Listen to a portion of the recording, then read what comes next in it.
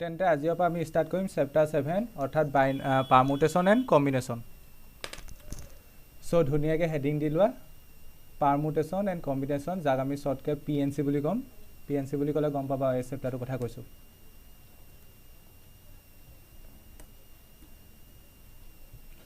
কিছুমানে যাৰ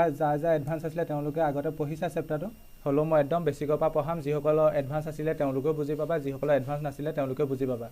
চ' মোৰ লগত কথাখিনি মই যেনেকৈ কওঁ অকণমান আয়ত্ব কৰিবলৈ চেষ্টা কৰিবা। যিহেতু মই কেনেকৈ কথা কওঁ সেইটো গম পাইছা, ইমান দিনৰ পৰা ক্লাছ কৰি আছোঁ। চ' কথাখিনি কেনেকৈ কোনটো সুৰত বুজাব চেষ্টা কৰিছোঁ আয়ত্ব কৰিবলৈ চেষ্টা কৰিবা। চেপ্টাৰটো ইমানো টান নহয়, এটা মানে বেছি মানে কথাখিনি বুজি পাবলগীয়া লজিকেল চেপ্টাৰ। সেইকাৰণে কিছুমানে লজিকেলি বস্তুখিনি ভাবিব লাগে কাৰণে অকণমান টান পায়। কিছুমান ষ্টুডেণ্টে টান বুলি কয়, টান পায় নহয় টান বুলি কয়। কিন্তু লজিকেলি যদি তুমি কথাখিনি ভাবিব পাৰা চেপ্টাৰটো একদম ইজি, পঢ়ি ভাল পাবা, ইণ্টাৰেষ্টিং চেপ্টাৰ।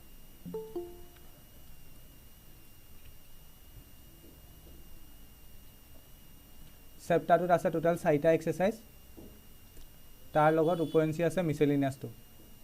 চ' মই যেনেকৈ কৰাই যাম তেনেকৈ আগবাঢ়ি যাবা, যেনেকৈ ভাবিব ক'ম তেনেকৈ কৈ যাবা। আৰু চেপ্টাৰটো আৰু এটা কথা চাই লোৱা, বাকীবোৰ চেপ্টাৰ নিচিনা নহয়। কেলৈ নহয়? কাৰণ বাকীবোৰ চেপ্টাৰ তুমি চেপ্টাৰটো পঢ়াই যোৱাৰ লগে লগে কথাবোৰ বুজি পাই গৈ থাকা, মানে চেপ্টাৰটো শেষ হোৱাৰ লগে লগে তোমাৰ চেপ্টাৰটো এক প্ৰকাৰ কমপ্লিট হৈ যোৱা নিচিনা হয়। কিন্তু পাৰমুটেশ্যন আৰু কম্বিনেশ্যন তোমালোকৰ মাজৰ দুই এজনৰ মানে কি হয়, বস্তুবোৰ বুজি পাবা কিন্তু অকণমান ক'ৰবাত মানে থিংকিংটো অকণমান ভাবোঁতে অকণমান দেৰি লাগিব পাৰে। মানে চেপ্টাৰটো কমপ্লিট হোৱাৰ লগে লগে যে তুমি গোটেইখিনি আয়ত্ত হৈ যাব তেনেকুৱা নহয়। চেপ্টাৰটো কমপ্লিট হোৱাৰ লগে লগে নিজৰ ফালৰ পৰা বস্তুখিনি ভাবিব লাগিব, আৰু লাহে লাহে যেতিয়া হেৰি কৰিবা ধুনীয়াকৈ আহি যাব। মানে এইটো জাষ্ট মানে কথাখিনি ডাইজেষ্ট হওঁতে কেতিয়াবা সময় লাগে অলপ। আৰু এবাৰ ডাইজেষ্ট হোৱাৰ পিছত এবাৰ যদি টেষ্টটো আহি যায় চ' পঢ়ি ভাল পাবা। আৰু এই চেপ্টাৰটো বহুত ইম্পৰ্টেণ্ট কেলৈ? কাৰণ এই চেপ্টাৰটো অকল যে পাৰমুটেশ্যন এণ্ড কম্বিনেশ্যন এটা চেপ্টাৰ 11ত আছে তেনেকুৱা কথা নহয়। এই চেপ্টাৰটো যদিও বা 12ত তেনেকৈ ৰিপিট নহয়, কিন্তু ইয়াৰ কনচেপ্ট প্ৰবেবিলিটিত ইউজ হ'ব। 12ত এটা চেপ্টাৰ আছে প্ৰবেবিলিটি বুলি, তাত ইউজ হ'ব। আৰু বেচিকেলি 11টো যিটো প্ৰবেবিলিটি চেপ্টাৰ আছে তাত পাৰমুটেশ্যন আৰু কম্বিনেশ্যনৰ কনচেপ্ট ইউজ হয়, মানে সম্ভাৱিতা। ঠিক তেনেকৈ পাছলৈ যদিহে তোমালোকে এণ্ট্ৰেঞ্চ দিয়া, এণ্ট্ৰেঞ্চতো JEEটো আহেই, ভৰি কুৱেশ্যন আহে JEE আৰু CEEত। তাৰ উপৰিও যদি বাকী যদি পাছলৈও যদি কেনেবাকৈ কিবা এণ্ট্ৰেঞ্চ দিয়া, মানে এই পাৰ্টটোৰ পৰা কুৱেশ্যন আহেই, পাৰমুটেশ্যন আৰু কম্বিনেশ্যন পৰা কুৱেশ্যন আহে। মানে চেপ্টাৰটো অভাৰঅল চাব গ'লে বহুত ইম্পৰ্টেণ্ট। ঠিক আছে, পাছলৈ এণ্ট্ৰেঞ্চ লেভেলত চাব গ'লেও বা বেছিক কনচেপ্টৰ কাৰণে চাব গ'লে বহুত ইম্পৰ্টেণ্ট। চ' চেপ্টাৰটো এৰিম বুলি নপঢ়িবা, পঢ়িম বুলি পঢ়িবা। অকণমান মানে লজিকেলি বস্তুবোৰ ভাবিবা। চেপ্টাৰটো কাৰোবাৰ মুখত শুনিব পাৰা, লোকৰ কথা বাদ দিয়া। চেপ্টাৰটো যে আজিৰ পৰা ষ্টাৰ্ট কৰিম, প্ৰথমৰ পৰা সকলোৱে যেনেকৈ মনোযোগ দি কওঁ কথাখিনি মনোযোগ দি শুনিবা। যদি লাইভ ক্লাছ কৰিব নহয় ৰেকৰ্ডিঙত ভিডিঅ'বোৰ চাবা, সমানকৈ চেপ্টাৰটো আগবঢ়াই নি থাকিবা। বেলেগে কোনোবাই ক'লে বুলি পাৰমুটেশ্যন এণ্ড কম্বিনেশ্যন টান চেপ্টাৰ বুলি নপঢ়াকৈ বা এটা মনত থিংকিং নল'বা, কাৰণ এইটোৱে তোমালোকৰ ইফেক্ট পেলাব পাছত। কাৰণ এই চেপ্টাৰটো ইউজ বহুতত হয়। এই চেপ্টাৰটো যদি এইবাৰ যদি বুজি নোপোৱা 12ত প্ৰবেবিলিটি চেপ্টাৰটো বুজি পোৱা যথেষ্ট অসুবিধা হ'ব। সেইটোৰ উপৰিও এণ্ট্ৰেঞ্চ বৰ দিগদাৰ হ'ব। অনলি CEE JEEত নহয়, তাৰ পাছতো যদি সৰু সুৰা কিবা কিবি এণ্ট্ৰেঞ্চ দিয়া বা কিবা এখন ইউনিভাৰ্চিটি এণ্ট্ৰেঞ্চ দিয়া, সেইবোৰতো এই টপিকটোৰ পৰা কুৱেশ্যন আহিবই। ঠিক আছে, চ' ইম্পৰ্টেঞ্চখিনি ক'লোঁ। আৰু এটা মেথছৰ এইটো মানে পিয়'ৰ বস্তুখিনিৰ ওপৰত হয়, বেছ কৰি হয়। সেইকাৰণে আমাৰ বস্তুখিনি ইয়াত এনেকুৱা নহয় ডিফাৰেঞ্চটো ক'ত, চেপ্টাৰটো ডিফাৰেঞ্চটো ক'ত। চবেই যে এইটো চেপ্টাৰ কথা কয় ডিফাৰেঞ্চটো বুজি পাব লাগিব, কেলৈ ডিফাৰেঞ্চটো হ'ল 11ত। আমি বেচিকেলি এতিয়া বাইনমিয়েল থিয়ৰম পঢ়ি আছিলোঁ। বাইনমিয়েল থিয়ৰমত কি হয়, বাইনমিয়েল থিয়ৰমত এটা এক্সপ্ৰেছন পঢ়িলোঁ।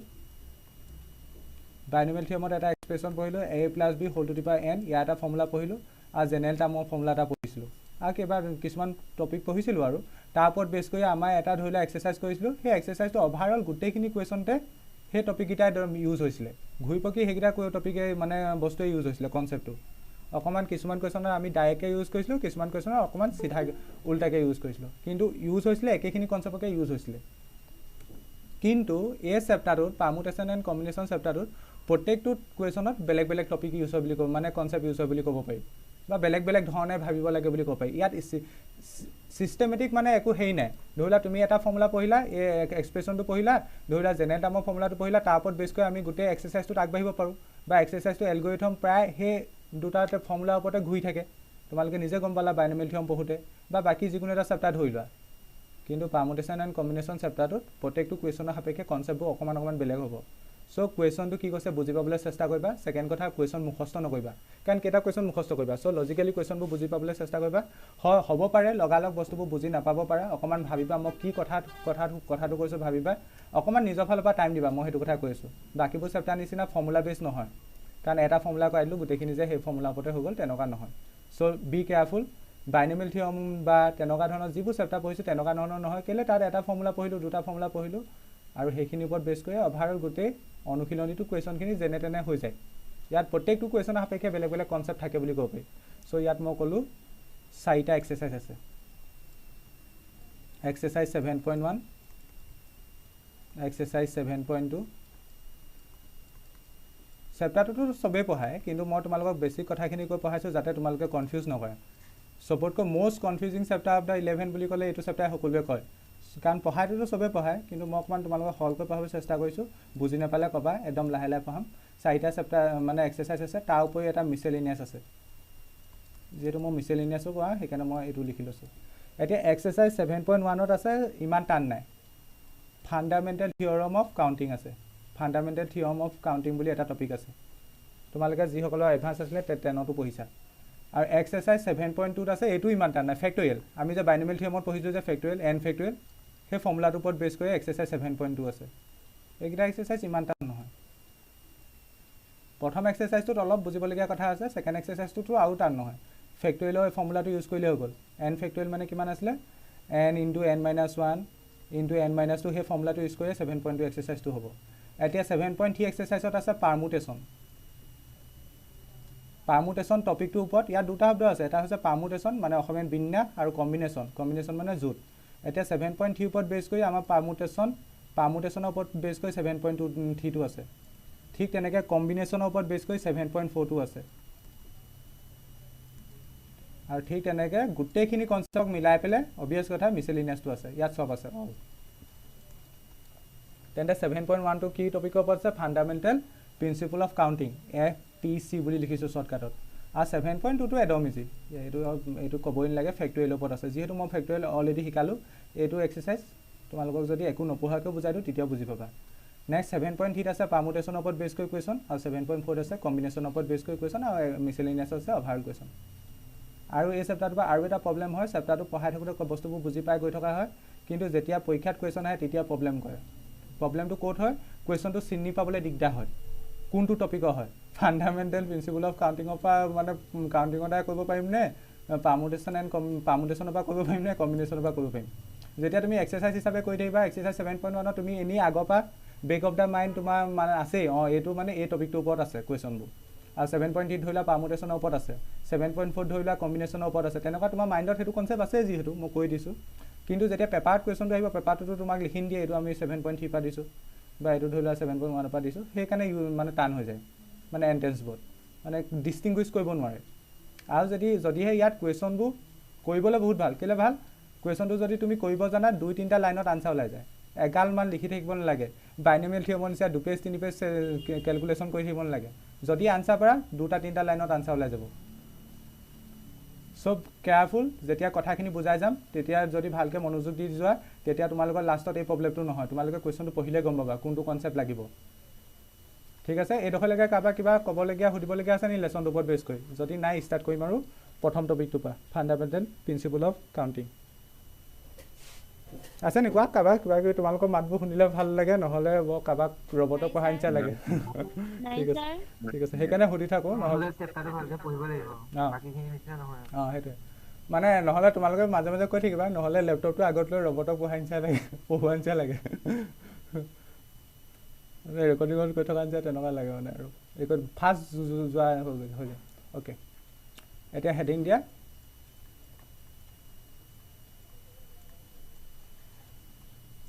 ফাণ্ডামেণ্টেল,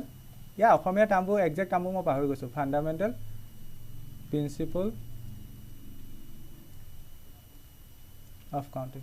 মই একদম সৰলকৈ বস্তুবোৰ বুজাবলৈ চেষ্টা কৰিম, একদম সৰলতকৈ হ'ল, তোমালোকে মনোযোগ দিলে ধুনীয়াকৈ বুজি পাবা। কাউণ্টিং মানে গণনা কৰাৰ আমাৰ বেছিক কি প্ৰিন্সিপল আছে, আমি কিবা এটা বস্তু ধৰি লোৱা গণনা কৰিব লাগে, গণনা কৰিবলৈ কি প্ৰিন্সিপল ইউজ কৰিব পাৰোঁ, সেইটোকে আমি ইংলিছত কৈছোঁ ফাণ্ডামেণ্টেল। ফাণ্ডামেণ্টেল মানে কি, বেছিক প্ৰিন্সিপল। প্ৰিন্সিপল মানে গম পাইছা, কি নীতি আছে ধৰি লোৱা অফ কাউণ্টিং, কাউণ্টিং মানে গণনা কৰা। অ'কে,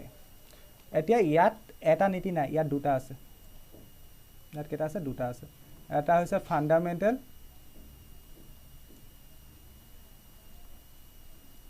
যেনেকৈ মই ছিষ্টেমেটিক লিখাই গৈছোঁ তেনেকৈ লিখি যাবা, principle of multiplication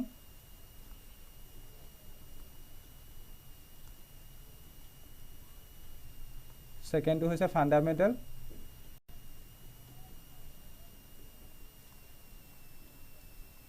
principle of edition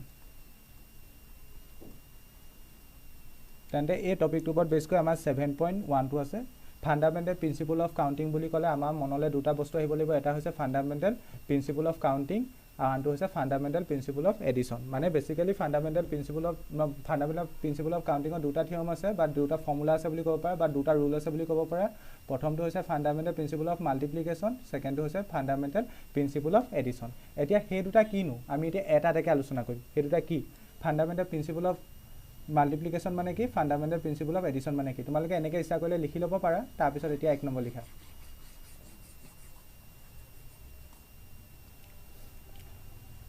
এক নম্বৰটো আমি আলোচনা কৰিম ফান্ডামেন্টাল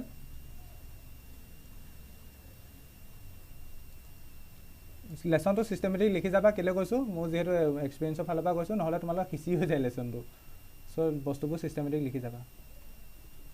এনো মই বেছি লিখাম বুলি ভাবে বহুতে সলো লিখি যাবা আৰু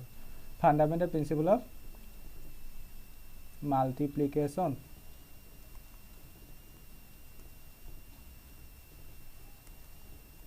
ওকে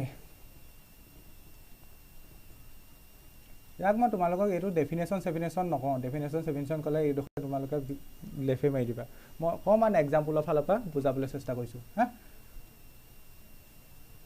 ধৰি লোৱা তোমাৰ ওচৰত কোৱা শুনিছো বা হেল্ল' হ'ব ছাৰ বুলি ঠিক আছে ধৰি লোৱা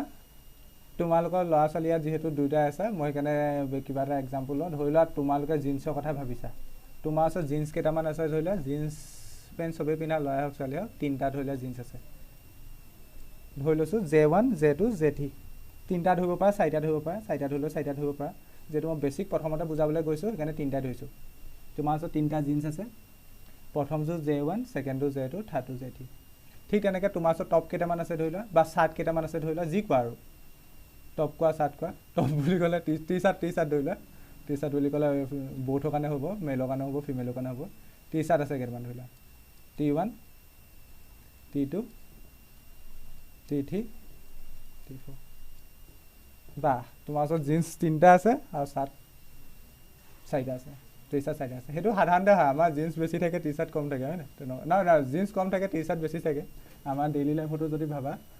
তেনেকুৱা বহুতো হয় এতিয়া মই সেইকাৰণে উদাহৰণটো জিন্স তিনিটা লৈছোঁ চাৰ্ট লৈছোঁ চাৰিটা লৈছোঁ অ'কে এতিয়া ধৰি লোৱা তুমি ক'বলৈ যাব হ'লে তুমি এতিয়া এই বস্তুকেইটা কেনেকৈ পিন্ধিব পাৰা ধৰি লোৱা তোমাৰ ওচৰত জিন্স তিনিটা আছে টি চাৰ্ট চাৰিটা আছে এতিয়া প্ৰথম কথা তুমি ধৰি লোৱা ক'বলৈ যাব ওলালে তেন্তে তুমি অনলি জিন্সটো পিন্ধিলে নহ'ব তুমি লগতে টি চাৰ্টটো পিন্ধিব লাগিব হয়নে তুমি অনলি জিন্সটো পিন্ধিলে নহ'ব লগত টি চাৰ্টটো পিন্ধিব লাগিব বা অনলি টি চাৰ্টটো পিন্ধিলে নহ'ব লগতে জিন্সটো পিন্ধিব লাগিব মানে মই ইয়াত যিখিনি জিন্স লৈছোঁ জিন্সখিনি তুমি অকল ৱেৰ কৰিলেও নহ'ব পিন্ধিলেও নহ'ব আৰু তুমি টি চাৰ্টখিনিও পিন্ধিব লাগিব চ' এই বস্তুটো হওঁতে এই বস্তুটো হ'ব লাগিব ধৰি লোৱা তুমি যে জিন্স পিন্ধিছা সেই জিন্স পিন্ধা ঘটনাটোক মই ইভেণ্ট এ বুলি কৈছোঁ ইভেণ্ট এ মানে কি জিন্স পিন্ধা ঘটনাটো যেনেকৈ আমি ক্লাছ 10ত প্ৰবেবিলিটি লেচনটোত সম্ভাৱিতা লেচনটোত ধৰি লওঁ ঘটনা বুলি ধৰি লওঁ যে ধৰি লোৱা টছ কৰাটো এটা ঘটনা বুলি ধৰি লওঁ ঠিক তেনেকৈ তুমি জিন্স পিন্ধাটোক এটা ঘটনা বুলি ধৰি লৈছোঁ নাম দিছোঁ এ বুলি ঠিক তেনেকৈ তুমি টি চাৰ্ট পিন্ধাটোক নাম দিছোঁ বি বুলি ইভেণ্ট বি বুলি গোটেই টপিকটো শেষ হ'বলৈ দিয়া তাৰপিছত ডিচাইড কৰিবা বুজি পাইছোঁ নাপোৱা তুমি জিন্স পিন্ধা কামখিনিক মই ইভেণ্ট এ বুলি কৈছোঁ আৰু টি চাৰ্ট পিন্ধা কামটো ইভেণ্ট বি বুলি কৈছোঁ এটা ইভেণ্ট এ মানে কি মানে ৱেৰিং এ জিন্স বা ৱেৰিং জিন্স আৰু ইভেণ্ট বি মানে কি কৈছোঁ টি চাৰ্ট পিন্ধাটো ৱেৰিং টি চাৰ্ট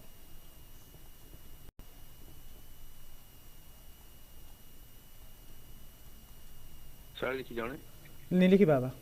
লিখিবলৈ টাইম দিম তেন্তে তোমাৰ ওচৰত জিন্স তিনিটা আছে টি চাৰ্ট আছে চাৰিটা মই এক্সাম্পলৰ কাৰণে এইকেইটা লৈছোঁ এইকেইটা সংখ্যা বেলেগো হ'ব পাৰে তুমি ধৰি লোৱা এইকেইটা ক'ৰবালৈ যাব হ'লে তুমি এতিয়া কেনেকৈ এইকেইটা পিন্ধিব পাৰা কেনেকৈ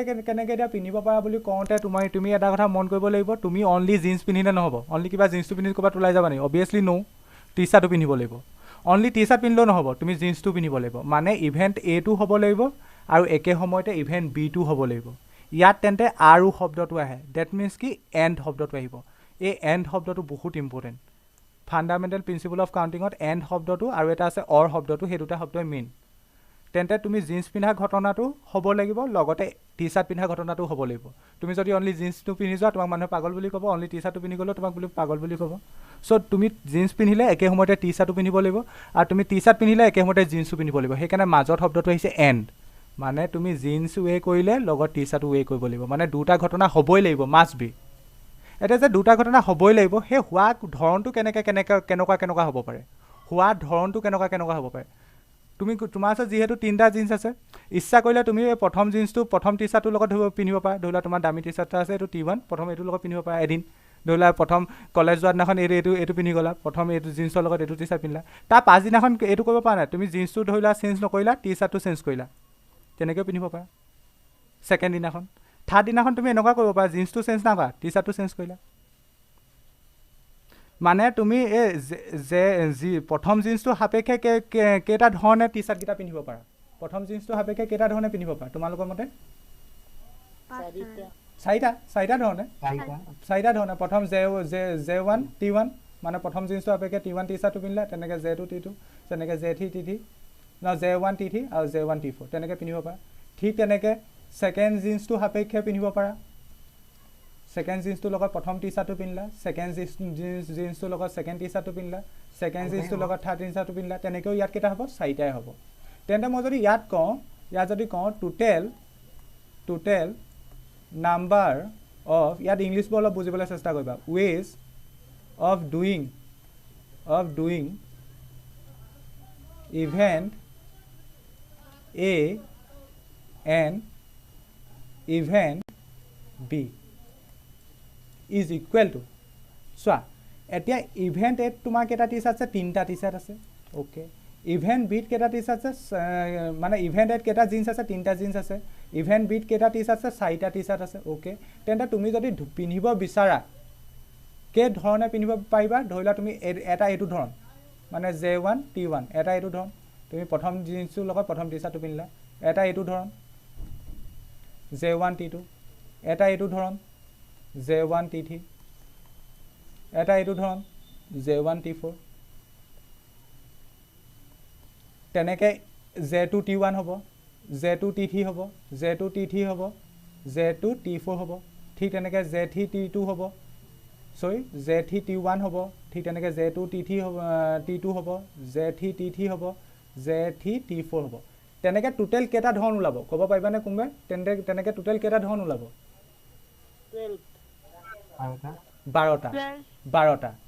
12টা ওলাব, অ'কে। কাৰণ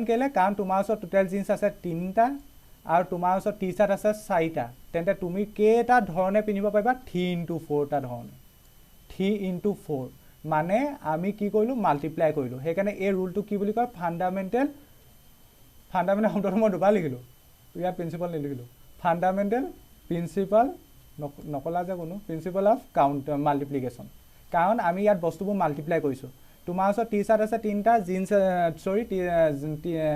জিন্স আছে 3টা, টি চাৰ্ট আছে 4টা। তেন্তে তোমাৰ পিন্ধাৰ ধৰণ কেইটা ধৰণে পিন্ধিব পাৰা? 3টা জিন্স আছে, টি চাৰ্ট আছে 4টা। আৰু ইয়াত এটা ঘটনা হ'লে নহ'ব, মই সেইটো কথা 52 বাৰ কৈছোঁ, এটা ঘটনা হ'লে নহ'ব। তুমি অনলি জিন্সটো পিন্ধিলে নহ'ব বা অনলি টি চাৰ্টটো পিন্ধিলে নহ'ব। সেইকাৰণে তুমি জিন্সটো পিন্ধিব লাগিব, লগত টি চাৰ্টটো পিন্ধিব লাগিব, মানে ইভেণ্ট এটো হ'ব লাগিব, লগতে একে সময়তে ইভেণ্ট বিটো হ'ব লাগিব। মাজত সেইকাৰণে এণ্ড শব্দটো আহিছে। আৰু তোমালোকে এনেও জানা মেথছত যেতিয়া আৰু থাকে, যাৰ এডভান্স আছে তেওঁলোকেতো আৰু জানা, মেথছত যেতিয়া আৰু থাকে তেতিয়া সদায় মাল্টিপ্লিকেশ্যন আহে। সেইকাৰণে আমি 3টা জিন্স আছে, 4টা টি চাৰ্ট আছে, সেইকাৰণে সেইকেইটাক মাল্টিপ্লাই কৰিছোঁ। মাল্টিপ্লাই কৰাৰ লগে লগে আমি গম পালোঁ 12 ৱেজ। তেন্তে 3টা জিন্স যদি তোমাৰ ওচৰত থাকে, 4টা টি চাৰ্ট যদি তোমাৰ ওচৰত থাকে, তুমি কেইটা ধৰণে পিন্ধিব পাৰিবা? কেইটা কম্বিনেশ্যনত পিন্ধিব পাৰিবা? 12টা ধৰণে পিন্ধিব পাৰিবা। এই এক্সাম্পলটো সকলোৱে বুজি পালা নাই? এই এক্সাম্পলটো বুজি পালা যদি ফাণ্ডামেণ্টেল প্ৰিন্সিপল অফ মাল্টিপ্লিকেশ্যন বুজি পাইছা? বুজি পালানে? সকলোৱে বুজি পালা? ঠিক আছে। তেন্তে ফাণ্ডামেণ্টেল প্ৰিন্সিপল অফ মাল্টিপ্লিকেশ্যন লগাব হ'লে এটা কণ্ডিশ্যন মনত ৰাখিবা। কি কণ্ডিশ্যন? ইভেণ্ট এটো হ'ব লাগিব, লগতে ইভেণ্ট বিটো হ'ব লাগিব। একে সময়তে ইভেণ্ট এটো হ'ব লাগিব, একে সময়তে ইভেণ্ট বিটো হ'ব লাগিব। যদি এটা হয় আনটো নহয় নহয় তেতিয়া নহ'ব তুমি নিজে ভাবিছা যদি তুমি অনলি জিন্সটো পিন্ধি যোৱা টি চাৰ্ট নিপিন্ধাকৈ গ'লে হ'ব জানো নহ'ব বা অনলি টি চাৰ্ট পিন্ধি যোৱা যদি জিন্স নিপিন্ধিলে হ'ব জানো নহ'ব মানে ইভেণ্ট এও হ'ব লাগিব একে সময়তে ইভেণ্ট বিও হ'ব লাগিব ডেট মিনছ দুইটা ইভেণ্ট একেলগে হ'ব লাগিব আৰু একেলগে হোৱাৰ কাৰণে মাজত এণ্ড আহিছে আৰু সেইকাৰণে আমি মাল্টিপ্লিকেশ্যনৰ দ্বাৰা আনচাৰটো উলিয়ালোঁ চ' এই ৰুলটো কয় ফাণ্ডামেণ্টেল প্ৰিন্সিপল অফ মাল্টিপ্লিকেশ্যন তেন্তে কেতিয়া মাল্টিপ্লিকেশ্যন হ'ব যেতিয়া এণ্ড শব্দটো পাম তেতিয়া মাল্টিপ্লিকেশ্যন সেইটো শ্বৰ্টকাটত কৈছোঁ আৰু খালি লজিকটো বুজিবলৈ চেষ্টা কৰা তোমাৰ ওচৰত 3টা টি চাৰ্ট আছে চৰি একেটা শব্দই ওলাই আছে তোমাৰ ওচৰত 3টা জিন্স আছে 4টা টি চাৰ্ট আছে তেন্তে পিন্ধিব পৰা ধৰণ কি নিজে ভাবিছোৱা মই অথনিও বুজালোঁ এবাৰ এনেকৈ পিন্ধিব পাৰা এবাৰ এনেকৈ পিন্ধিব পাৰা এবাৰ এনেকৈ পিন্ধিব পাৰা এবাৰ এনেকৈ পিন্ধিব পাৰা একদম মনত ভাবিব চেষ্টা কৰা মানে টোটেল ইয়াত হ'ব 4টা ধৰণ হ'ব টোটেল 4টা ধৰণ হ'ব ঠিক তেনেকৈ ইয়াত এবাৰ এনেকৈ ইয়াত 4টা হ'ব ঠিক তেনেকৈ কেইবাৰ হ'ব 12টা হ'ব তেনেকৈ হিচাপ কৰিলে ওলাই আছে বা আমি মাল্টিপ্লিকেশ্যনৰ মতে যদি ক'বলৈ যাওঁ তেন্তে কিমান হ'ব 3 × 4 বুজি পালানে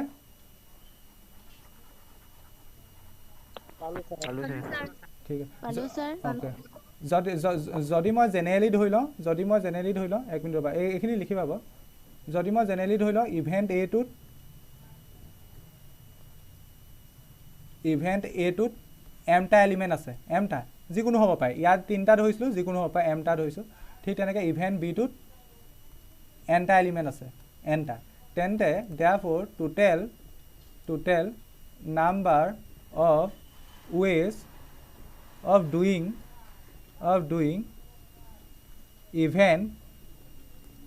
A and event B তেন্তে যদি ইভেণ্ট এত এমটা এলিমেণ্ট থাকে ইভেণ্ট বিত যদি এনটা এলিমেণ্ট থাকে দুইটা ইভেণ্ট একেলগে সেইকাৰণে মাজৰ শব্দটো আহিছে এন দুইটা ইভেণ্ট একেলগে প্ৰথম ইভেণ্টটো হ'ব লাগিব আৰু দ্বিতীয় ইভেণ্টটো হ'ব লাগিব হোৱাৰ ৱেজ কিমান বাৰু তোমালোকৰ মতে কোৱাচোন কিমান হ'ব ইয়াত m into n চ' ইয়াত তোমালোকে এণ্ড শব্দটো আণ্ডাৰলাইন কৰি থ'বা ইয়াত এনটো বহুত ইম্পৰ্টেণ্ট এণ্ড শব্দটো আণ্ডাৰলাইন কৰি থ'বা লিখা তেন্তে ইয়াতো এন শব্দটো আণ্ডাৰলাইন কৰি থ'বা এইটোৱে হ'ল তেন্তে fundamental principle of multiplication so' fundamental principle of multiplication ক'ত এপ্লাই কৰিব পাৰিবা য'ত ইভেণ্টকেইটা দুইটাই হ'ব লাগিব নট এটা হ'লে নহ'ব সেইটো কথা মনত ভৰাই ৰাখিবা আমি যিকেইটা ইভেণ্ট কনচিডাৰ কৰিম এতিয়া ইভেণ্ট মানে কি অথনিবাৰ বুজাই আছোঁ ধৰি লোৱা তুমি যে টি চাৰ্ট পিন্ধিছা সেইটো এটা ইভেণ্ট এটা ঠিক তেনেকৈ তুমি ধৰি লোৱা জিন্স পিন্ধিছা সেইটো এটা ইভেণ্ট ধৰি লোৱা তুমি কইনছ এটা টছ কৰিছা সেইটো এটা ইভেণ্ট হ'ব পাৰে মানে যিটো কথা তোমাক কুৱেশ্যনটোত কৈছে সেইটোৱে ইভেণ্ট হ'ব যিটো কৰিব লাগে এটা কুৱেশ্যন কৰিলে বুজি পাবা বেছিকৈ ভালকৈ এইখিনি নোট কৰা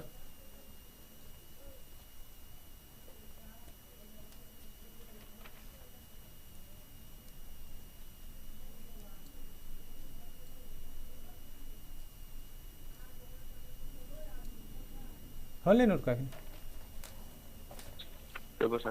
নকৰা মই যিহেতু তোমালোকক লিখি থাকোঁতে কৰিব মনা কৰিছিলোঁ ঠিকে আছে কৰা এতিয়া কৰা যেনেকৈ বস্তুবোৰ নোট কৰি যা তেতিয়া পাছত বস্তুবোৰ চালেই মনত পৰি যাব কি আছিলে সেইকাৰণে এইটোক কয় ফাণ্ডামেণ্টেল প্ৰিন্সিপল অফ মাল্টিপ্লিকেশ্যন কাৰণ আমি এইবোৰ ইয়াত মাল্টিপ্লাই কৰিব লাগে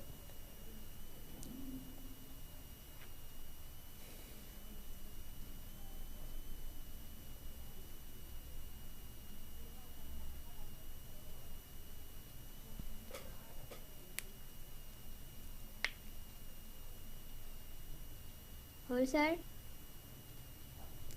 সকলোৱে হ'লনে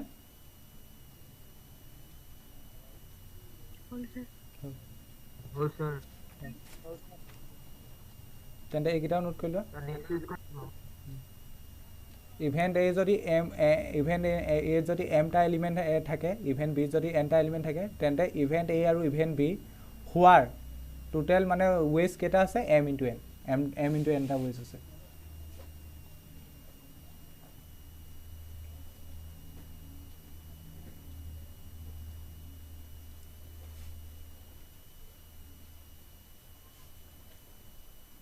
মই থিয়ৰিটিকেলি বস্তুটো পঢ়োৱা নাই দেই এইটো ফাণ্ডামেণ্টেল প্ৰিন্সিপল অফ মানে কাউণ্টিঙৰ বা ফাণ্ডামেণ্টেল প্ৰিন্সিপল অফ মাল্টিপ্লিকেশ্যনত ফৰ্মুলা লিখি বা ষ্টেটমেণ্ট লিখি বস্তুবোৰ কোৱা নাই ফৰ্মুলাকেইটা বিচাৰ যদি লাষ্টত লিখি দিম বাৰু কোনো প্ৰব্লেম নাই ফৰ্মুলাকেইটা লিখিলে তোমালোকে একো বুজি নাপাবা চ' কথাখিনি লজিকেলি বুজিবলৈ চেষ্টা কৰা ফৰ্মুলা নহয় মানে কি কয় ষ্টেটমেণ্ট টাইপত যিটো কয় আৰু সেইটো কি বুলি কয় ষ্টেটমেণ্ট টাইপৰ যিটো মানে ডেফিনেশ্যন আছে আৰু ফাণ্ডামেণ্টেল প্ৰিন্সিপল অফ মাল্টিপ্লিকেশ্যনৰ চ' সেইকেইটা লিখা নাই মই দৰকাৰ হ'লে লিখাই দিম পাছত হ'ল এতিয়া 2 নম্বৰ হেডিংটো লগোৱা 2 নম্বৰ ৰুলটো কি বুলি কৈছিলোঁ fundamental principle of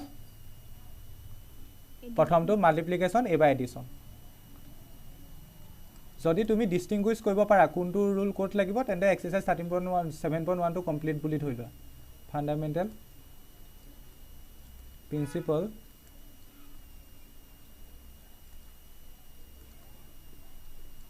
of addition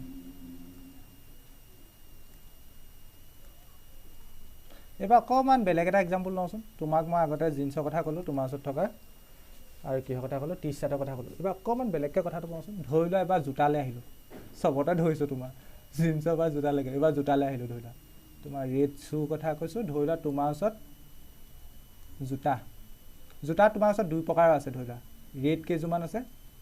red shoe কেইযোৰমান আছে তুমি ৰেড জোতা ভাল পোৱা ৰেড জোতা ধৰি লোৱা কেইযোৰ আছে 2যোৰ আছে ধৰি লোৱা ইমান জোতা নলওঁ 2যোৰ আছে এযোৰক R1 বুলি ধৰিছোঁ আনযোৰক R2 বুলি ধৰিছোঁ ঠিক তেনেকৈ তোমাৰ ওচৰত ব্লেক কি কালাৰ ভাল পোৱা ব্লেক নে ব্লু জোতা কেইযোৰমান আছে ব্লু জোতা থাকে নাই বাৰু থাকে বাদ দিয়া অঁ হ'ব ব্লু ধৰি ল'লোঁ ব্লু জোতা তোমাৰ গৈ কেইযোৰ আছে 3যোৰ আছে ছাপ'জ ধৰি লোৱা এযোৰ ধৰিলোঁ B1 ছেকেণ্ডযোৰ ধৰিলোঁ B2 এযোৰ ধৰিলোঁ B2 তেন্তে প্ৰথমত কি ধৰিছোঁ ৰেড জোতা ধৰিলোঁ ছেকেণ্ডটো ধৰিছোঁ ব্লু জোতা তোমাৰ ওচৰত ৰেড জোতা কেইযোৰ আছে বুলি ধৰিছোঁ 2যোৰ নাম দিছোঁ R1 আৰু R2 এযোৰ নিকৰ ধৰি লোৱা এযোৰ আৰু কিবা এটা নাইকনে নিক কয় আৰু কিবা ছেকেণ্ড ধৰি লোৱা ব্লু জোতা ব্লু জোতা 3যোৰ আছে B1 B2 B3 এতিয়া মই এতিয়া ইভেণ্ট A আৰু ইভেণ্ট B কৈ লওঁ হা ইভেণ্ট A ছাপ'জ মই ইভেণ্ট A বুলি কৈছোঁ ৱেৰিং ৰেড শ্বু তুমি যে ৰেড শ্বু পিন্ধিবা বা ৰেড জোতাযোৰ পিন্ধিবা সেই ঘটনাটোক মই ইভেণ্ট A বুলি কৈছোঁ অথনি নিচিনাকৈ প্ৰথমটোক ইভেণ্ট A বুলি কৈছোঁ এইটো কি বুলি কৈছোঁ ইভেণ্ট A মানে ঘটনা A প্ৰথম ঘটনা মানে ঠিক তেনেকৈ তুমি যে হেৰি ব্লু শ্বু পিন্ধিবা তাক মই ইভেণ্ট B বুলি কৈছোঁ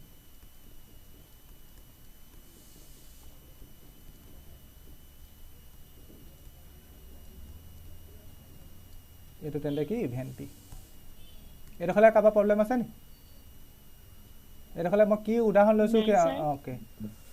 এতিয়া ছাপ'জ অথনি যে গৈছিলা ক'ৰবালৈ অথনি যাওঁতে কি কৰিছিলা তুমি জোতাযোৰ মানে জিন্সটো পিন্ধোতে লগত টি চাৰ্টটো পিন্ধি গৈছিলা জিন্সটো মানে ছেকেণ্ড জিন্সটো পিন্ধোতে টি চাৰ্ট পিন্ধিছিলা বা টি চাৰ্ট পিন্ধোতে জিন্স পিন্ধিছিলা যদি এটা পিন্ধি যোৱা নহ'ব মানুহে পাগল বুলি ক'ব কিন্তু মই যে এইটো এক্সাম্পল দিছোঁ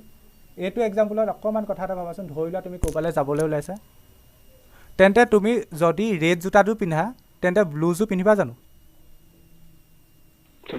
নিপিন্ধা একে সময়ত মানে দুযোৰ জোতা কেতিয়াও পিন্ধিব নোৱাৰা যদি তুমি ৰেডৰ পৰা পিন্ধা অঁ কি কৈছা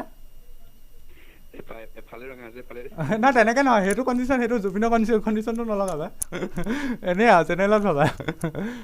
আগতে জুবিন গাৰ্গে তেনেকৈ পিন্ধিছিলে অঁ জেনেৰেলত ভাবা জুবিন গাৰ্গৰ কণ্ডিশ্যনত লগালে আমাৰ এই ৰুলটো ফেইল হৈ যাব জেনেৰেলত ভাবা মানে যদিহে তুমি ক'ৰবালৈ যাবলৈ হয় তুমি ধৰি লোৱা ৰেড জোতাযোৰ পিন্ধা তোমাৰ ওচৰত যিহেতু 2যোৰ ৰেড জোতা আছে মানে 2যোৰতে দুপাত আছে আৰু এইটো বেলেগ কথা 2যোৰ ৰেড জোতা আছে মানে এযোৰ বহুত দামী ধৰি লোৱা এযোৰ অকণমান সস্তীয়া থাপ তেন্তে তুমি 2যোৰ একেলগে নিপিন্ধা তুমি যিকোনো এযোৰ পিন্ধিবা মানে ৰেডৰ পৰা পিন্ধিলে ব্লু পৰা নিপিন্ধা আৰু ব্লু পৰা পিন্ধিলে ৰেডৰ পৰা নিপিন্ধা পিন্ধাটো পচিবলো নহয় নিজে ভাবিছা দুযোৰ জোতা পিন্ধি যাবা জানো একেলগে নোযোৱা তেন্তে যদি তোমাৰ ইয়াত ইভেণ্ট এটো যদি হয় তেন্তে ইভেণ্ট বিটো নহয় মানে ইভেণ্ট এ আৰু ইভেণ্ট বি ভিতৰত যিকোনো এটাহে হ'ব তেন্তে মাজত কি শব্দ আহিব বাৰু মাজত কি শব্দ আহিব অৰ শব্দ আহিব হয়তো ইভেণ্ট এ হ'ব নহয়তো ইভেণ্ট বি হ'ব অসমীয়াত কয় যে নতুবা হয়তো তুমি ৰেড জোতাযোৰ পিন্ধিবা বা ৰেডৰ পৰা পিন্ধিবা ৰেডত দুপাত আছে আৰু ধৰি লোৱা দামী সস্তীয়া নহয়তো তুমি ব্লু পৰা পিন্ধিবা কিন্তু দুই ভাগে যদি পিন্ধি যোৱা তোমাক পাগল বুলি ক'ব কিন্তু আগৰটোত আমাৰ নেচেচেৰী আছিলে আগৰটোত ইভেণ্ট এটো হ'ব লাগিব একে সময়তে ইভেণ্ট বিটো হ'ব লাগিব তুমি যদি জিন্সটো পিন্ধা টি চাৰ্ট পিন্ধিবই লাগিব যদি টি চাৰ্ট পিন্ধা জিন্স পিন্ধিবই লাগিব কিন্তু ইয়াত তেনেকুৱা নাই তুমি ধৰি লোৱা ৰেডৰ পৰা পিন্ধিছা তেন্তে ব্লু পৰা নিপিন্ধিলেও হ'ব তুমি দুযোৰ কেনেকৈ ভাবা এখন ভৰিয়ে যিহেতু তেন্তে ইয়াত যদি ইভেণ্ট এটো হয় তেন্তে ইভেণ্ট বিটো নহ'লেও কোনো কথা নাই বা নহয় মানে যিকোনো এটা হ'ব মাজত অৰ শব্দটো আহিব তেন্তে ভাবাচোন টোটেল নাভাবিবা আগে লিখি লওঁ total number of ways in which shoe can be wear অথনি মই গম পাইছিলোঁ তোমাৰ ওচৰত যেতিয়া 3টা জিন্স আছিল আৰু 4টা টি-শাৰ্ট আছিল তুমি তেন্তে 3 into 4 12টা ধৰণে টোটেল 12টা ধৰণে পিন্ধি যাব পাৰা মানে 12টা ইউনিক ধৰণে পিন্ধি যাব পাৰা মানে 12 দিন মানে কম্বিনেশ্যন কৰি কৰি তেনেকৈ পিন্ধি যাব পাৰিবা তেন্তে ইয়াত যদি তোমাৰ ওচৰত 3যোৰ ৰেড জোতা থাকে আৰু যদি 4যোৰ দুযোৰ যদি ৰেড জোতা থাকে আৰু যদি 3যোৰ যদি ব্লেক জোতা থাকে তেন্তে total number of ways in which শু কেন বি ৱে কেনেকৈ পিন্ধিব পাৰিবা এতিয়া সেইটো কথা ভালকৈ মনোযোগে শুনা যদিহে তুমি ৰেড জোতা এই প্ৰথম এয়া পিন্ধা তেন্তে বাকীবোৰতো নিপিন্ধা ঠিক তেনেকৈ এই পাত পিন্ধিলে বাকীবোৰতো নিপিন্ধা মানে ৰেড জোতা পিন্ধা তোমাৰ পচিবিলিটি কেইটা আছে ৰেড জোতা কেইটা ধৰণে পিন্ধিব পাৰা কেইদিন পিন্ধিব পাৰা কেইটা ধৰণ বা কেইদিন ৰেড জোতা দুদিন যেতিয়া তুমি ৰেড জোতা পিন্ধিবা ব্লু জোতা অবভিয়াছলি নিপিন্ধা ঠিক তেনেকৈ ৰেড জোতা পিন্ধা তেন্তে পচিবিলিটি আছে দুদিন ঠিক তেনেকৈ ব্লু জোতা পিন্ধা পচিবিলিটি কেইদিন আছে কেইদিন পিন্ধিব পাৰিবা 3 দিন মিক্স কৰি পিন্ধিব পাৰিবা নি নোৱাৰা তেন্তে টোটেল ৱে কিমান হ'ব তুমি ৰেড পিন্ধিব পাৰিলা দুদিন ব্লু পিন্ধিব পাৰিলা 3 দিন টোটেল ৱে কিমান হ'ব তেন্তে 2 + 3 ইকুৱেল টু 5 ৱেজ বুজি পালা নাই কোৱা ফাণ্ডামেণ্টেল প্ৰিন্সিপল অফ এডিশ্যন বুজি পালা নাই কোৱা অলপ অলপ নহয় ইয়াত কি ক'লা কোনোবাই কিবা এটা কৈছা হা কোৱা ভালকৈ কোৱা শুনিছোঁ কোৱা কোৱা আমি মানে নিজে ভাবিব পাৰিব লাগিব যে এইটোত পূৰণ হ'বনে অৰ বা সেইটো কুৱেশ্যন কৰিলে ফিল্ডটো আহিব তোমালোকৰ সেইটো যিহেতু বস্তুটো য'লৈকে বুজাইছোঁ তেনেকৈ মোক ৰেষ্ট্ৰিক্ট কৰি গৈ থাকা মই যিমানখিনি কম সেইটো হৈ থাকে মানে কুৱেশ্যন কৰিলে তোমালোকৰ ফিল্ডটো আহি যাব ইয়াত তেন্তে এটা কথা মন কৰিবা মাল্টিপ্লিকেশ্যনত 2টা ইভেণ্ট হ'ব লাগিব প্ৰথমটোও হ'ব লাগিব ছেকেণ্ডটো একে সময়তে হ'বই লাগিব মাষ্ট বি তুমি নহ'লে জিন্স পিন্ধি গ'লে টি-শাৰ্ট নিপিন্ধিলে পাগল বুলি ক'ব টি-শাৰ্ট পিন্ধি গ'লে জিন্স নিপিন্ধিলে পাগল বুলি ক'ব কিন্তু ইয়াত যদি 2টা হয় তেতিয়াহে খেলি মেলি হ'ব ইয়াত যিকোনো এটা হ'লেও হ'ব অৰ সেইকাৰণে মাজত শব্দটো আহিছে অৰ যদি তুমি ৰেড পিন্ধা ব্লু অবভিয়াছলি নিপিন্ধা যদি ব্লু পিন্ধা ৰেড অবভিয়াছলি নিপিন্ধা যিহেতু ৰেড তোমাৰ ওচৰত দুযোৰ জোতা আছে দুযোৰ তেন্তে তুমি সেইটো দুদিন পিন্ধিব পাৰিবা ধুনীয়াকৈ ঠিক তেনেকৈ ৰেড দুযোৰ আছিলে দুদিন পিন্ধিব পাৰিলা ঠিক তেনেকৈ ব্লু 3যোৰ আছিলে 3 দিন পিন্ধিব পাৰিবা টোটেল কেইদিন পিন্ধিব পাৰিলা মানে বেলেগ বেলেগ ধৰণে 5 দিন পিন্ধিব পাৰিলা তেন্তে বাকীকেইদিন পিন্ধিলে আকৌ ৰিপিটেই হ'ব দেখোন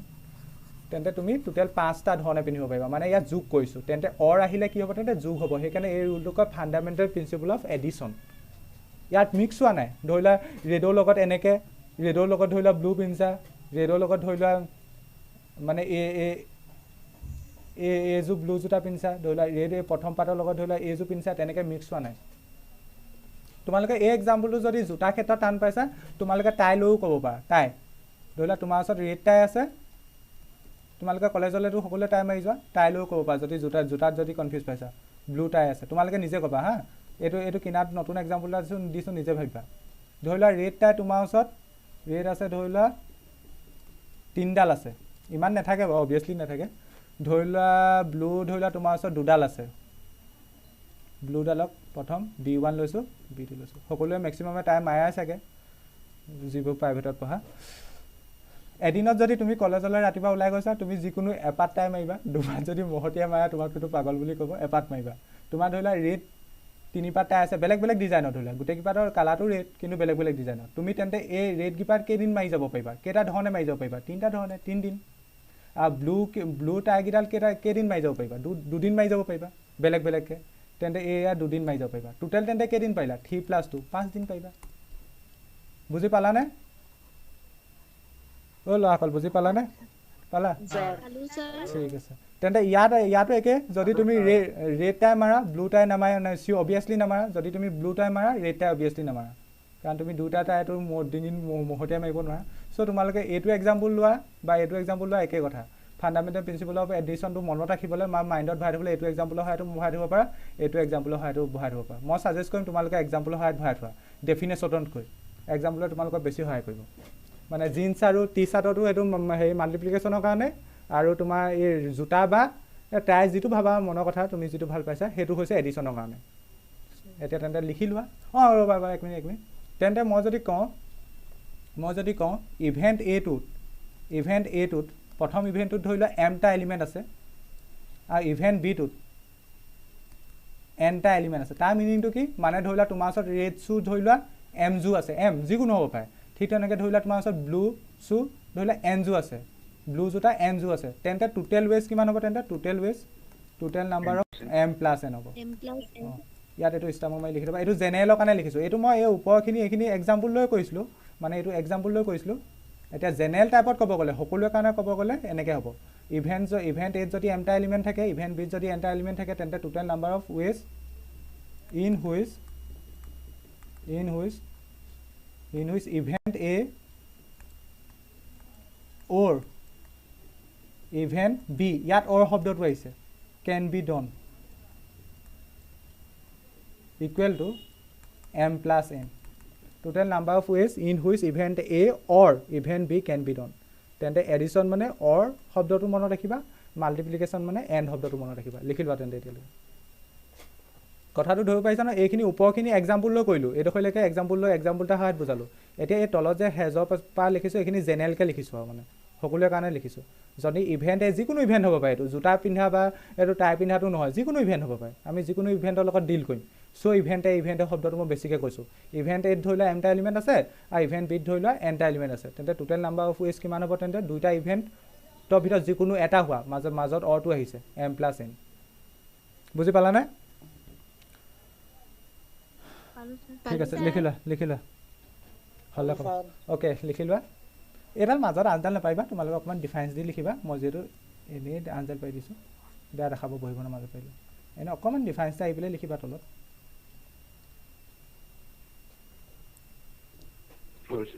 হৈ গ'ল ঠিক আছে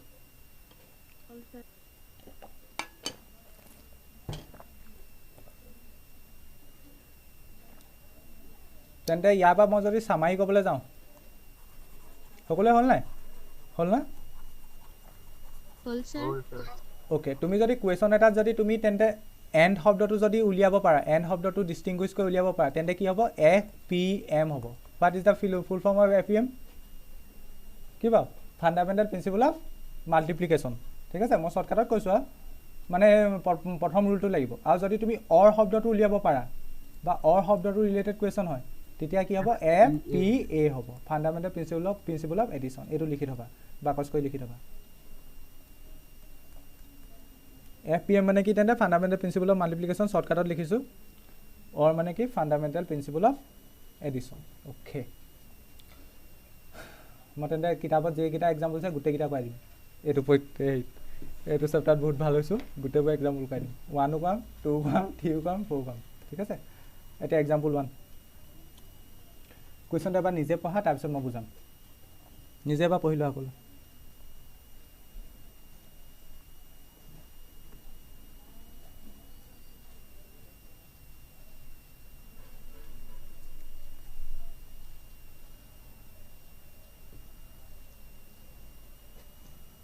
হ'ল পঢ়িলা এটা কুৱেশ্যনটোত কি কৈছে চা পঢ়ি আছিলা অ'কে পঢ়িলা কথাটো ইংলিছত find the number of 4 letter words মানে 4টা আখৰ থকা শব্দ with or without meaning সেই শব্দবোৰ মিনিং থাকিবও পাৰে বা নাথাকিবও পাৰে which can be formed out of the letters of the word rose এই ৰ'জত থকা আখৰকেইটাক লৈ বনাব লাগিব বেলেগ আখৰ আনিলে নহ'ব R2 লৈ O2 লৈ S2 লৈ আৰু E2 লৈ where the repetition of the letters is not allowed এই শব্দটো মই ধুনীয়াকৈ বুজাই দিম বা কি কৈছে মিনিংটো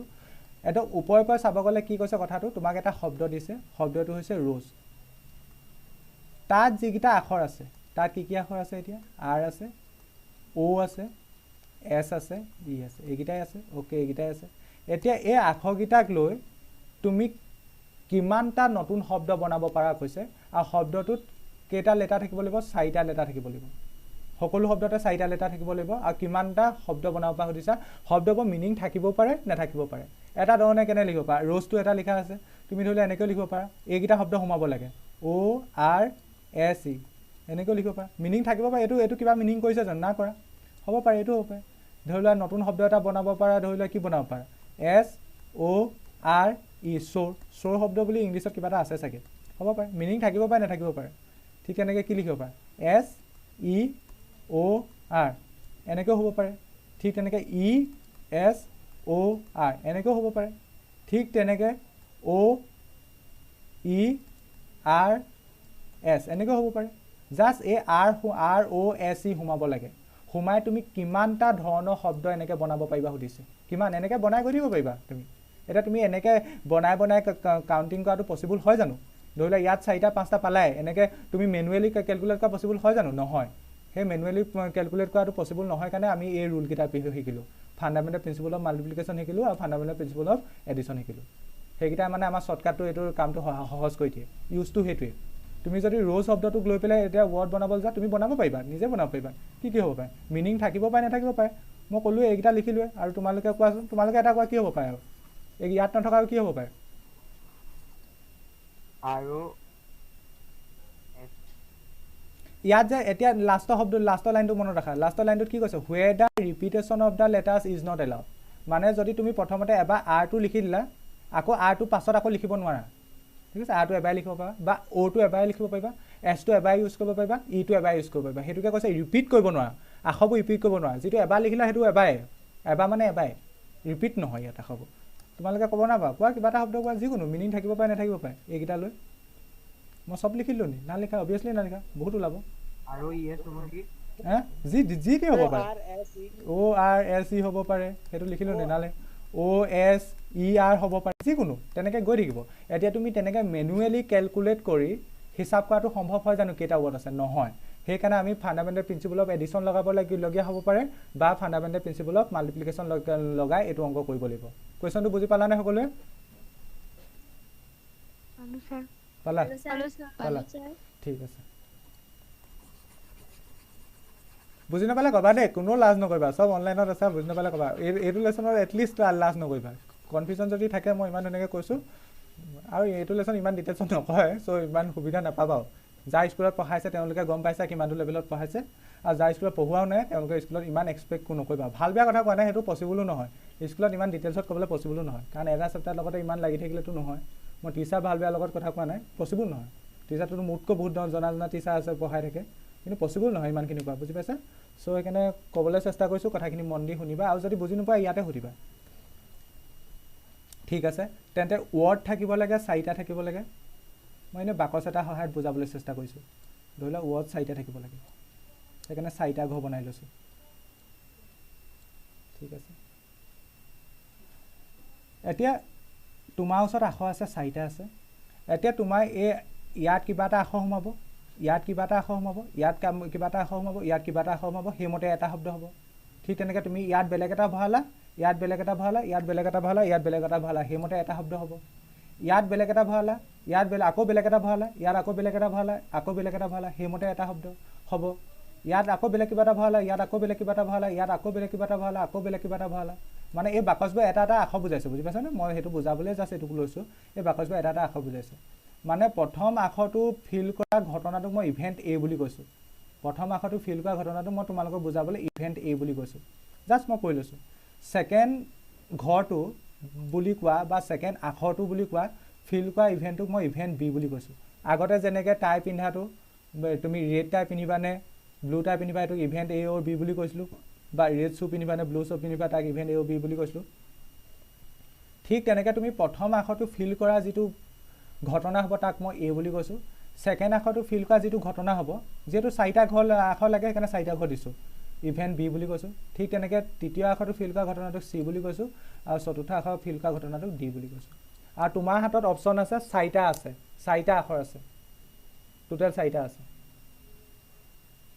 যদিহে তুমি প্ৰথম ঘৰটোত যদি R আখৰটো ভৰাই দিয়া, R আছে, O আছে, S আছে, E আছে, ভৰাব পাৰিবা নে নোৱাৰা? পাৰিবা। প্ৰথম বাকচটো যদি তুমি R শব্দটো ভৰাই দিয়া, সেই R শব্দ নহয় আখৰটো, R আখৰটো বেলেগকেইটা বাকচত ভৰাব নোৱাৰা, কাৰণ where the repetition of the letters is not allowed. তেন্তে প্ৰথম বাকচটোত তুমি তেন্তে ইচ্ছা কৰিলে Rটো ভৰাব পাৰিবানে? পাৰিবা, অভিয়াছলি পাৰিবা। কিন্তু সেই আখৰটো Rটো আকৌ বেলেগ 3টাত ভৰাব নোৱাৰা, Rটো এবাৰ ইউজ হ'ব। ঠিক তেনেকৈ তুমি যদি ইচ্ছা কৰা প্ৰথম বাকচটোত Oটো ভৰাব পাৰিবানে? পাৰিবানে নোৱাৰা বাৰু? Oটো ভৰাব পাৰিবানে? ইচ্ছা যদি কৰা পাৰিবা। কিন্তু এটাই কথা অ'টো ভৰাই দিয়াৰ লগে লগে অ'টো আৰু বেলেগত ইউজ নহয়, সেইটো কথা মনত ৰাখিলে হ'ব।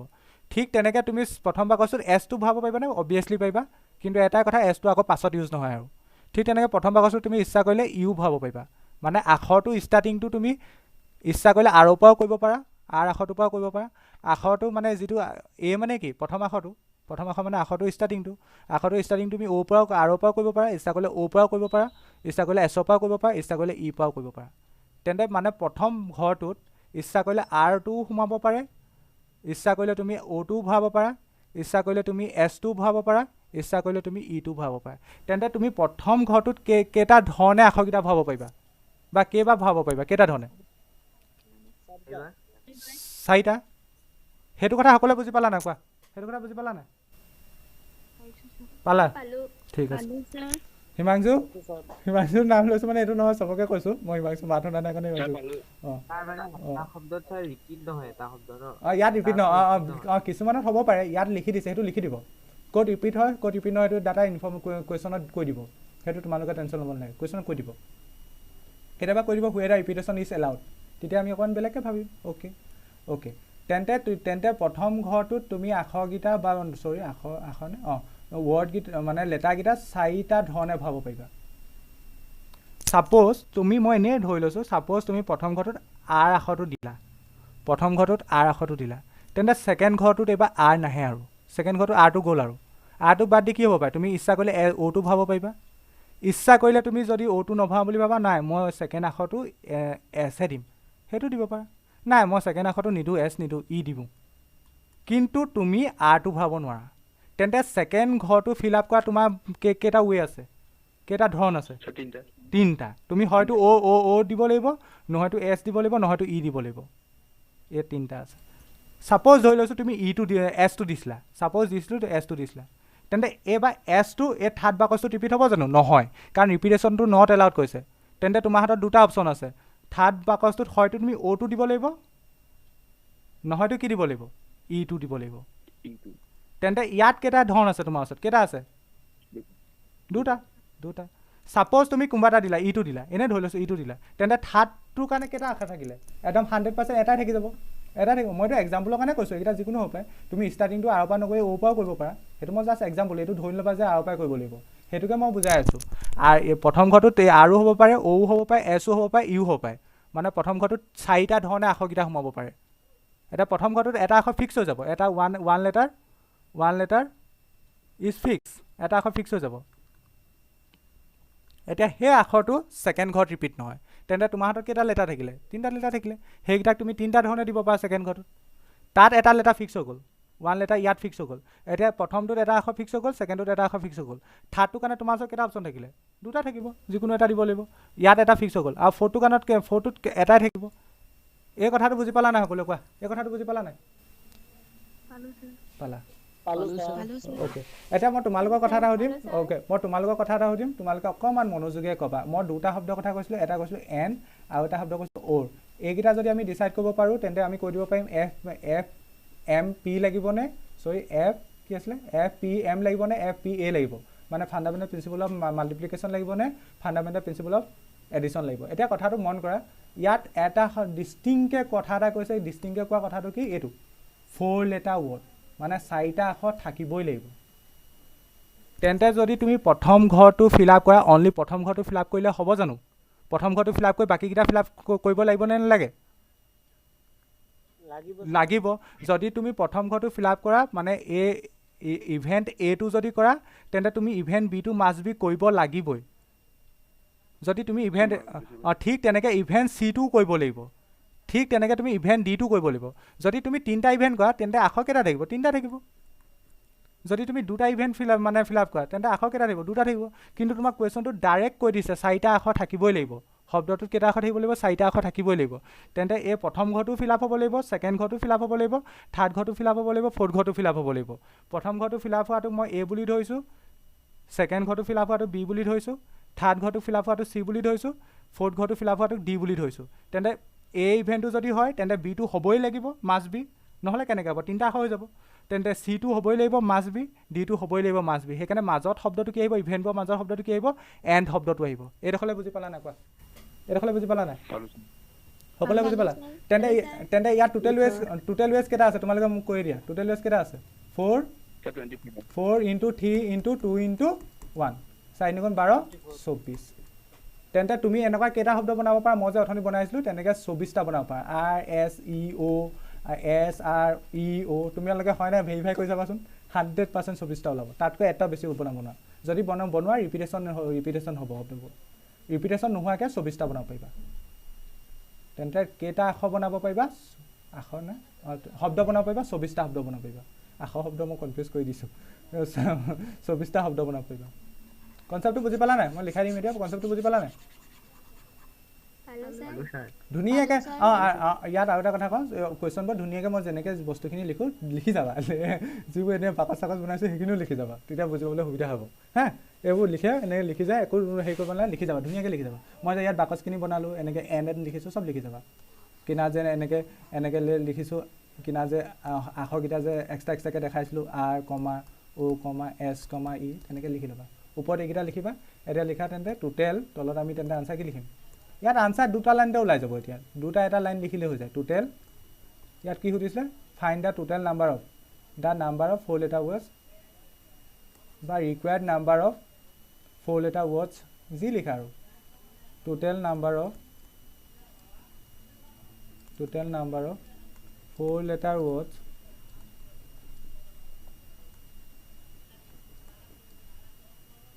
কিমান হ'ব তেন্তে 4 letter wordsটো হ'বলৈ যাওঁতে ইভেণ্ট A টো হ'ব লাগিব ইভেণ্ট B টো হ'ব লাগিব ইভেণ্ট C টো হ'ব লাগিব ইভেণ্ট D টো হ'ব লাগিব ডেট মিনছ 4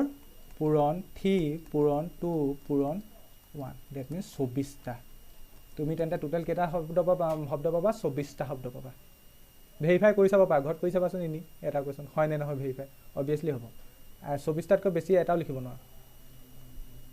আনচাৰ এইটোৱে আৰু তেনে প্ৰথম কুৱেশ্যন আনচাৰ এইটো ছবিটো ধুনীয়াকৈ আঁকি লোৱা এইটো আনচাৰ বুজি পালানে কোৱা কোন আছা জানো আজি মই নাচালোঁ থামে ঠিক আছে লিখা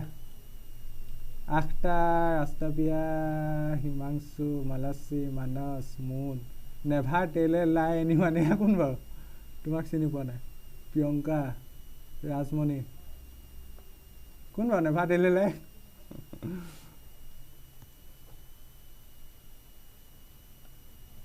মই চিনি পোৱা নাই তোমাৰ মাতকা শুনা নাই মই কিবা কৈ আছোঁ মেছেজত কৈ দিয়া কোনা সংগীতা শেৱালী স্নেহা জানো থাকিব পাৰে ৰেকৰ্ডিঙো হ'ব পাৰে কোনোবা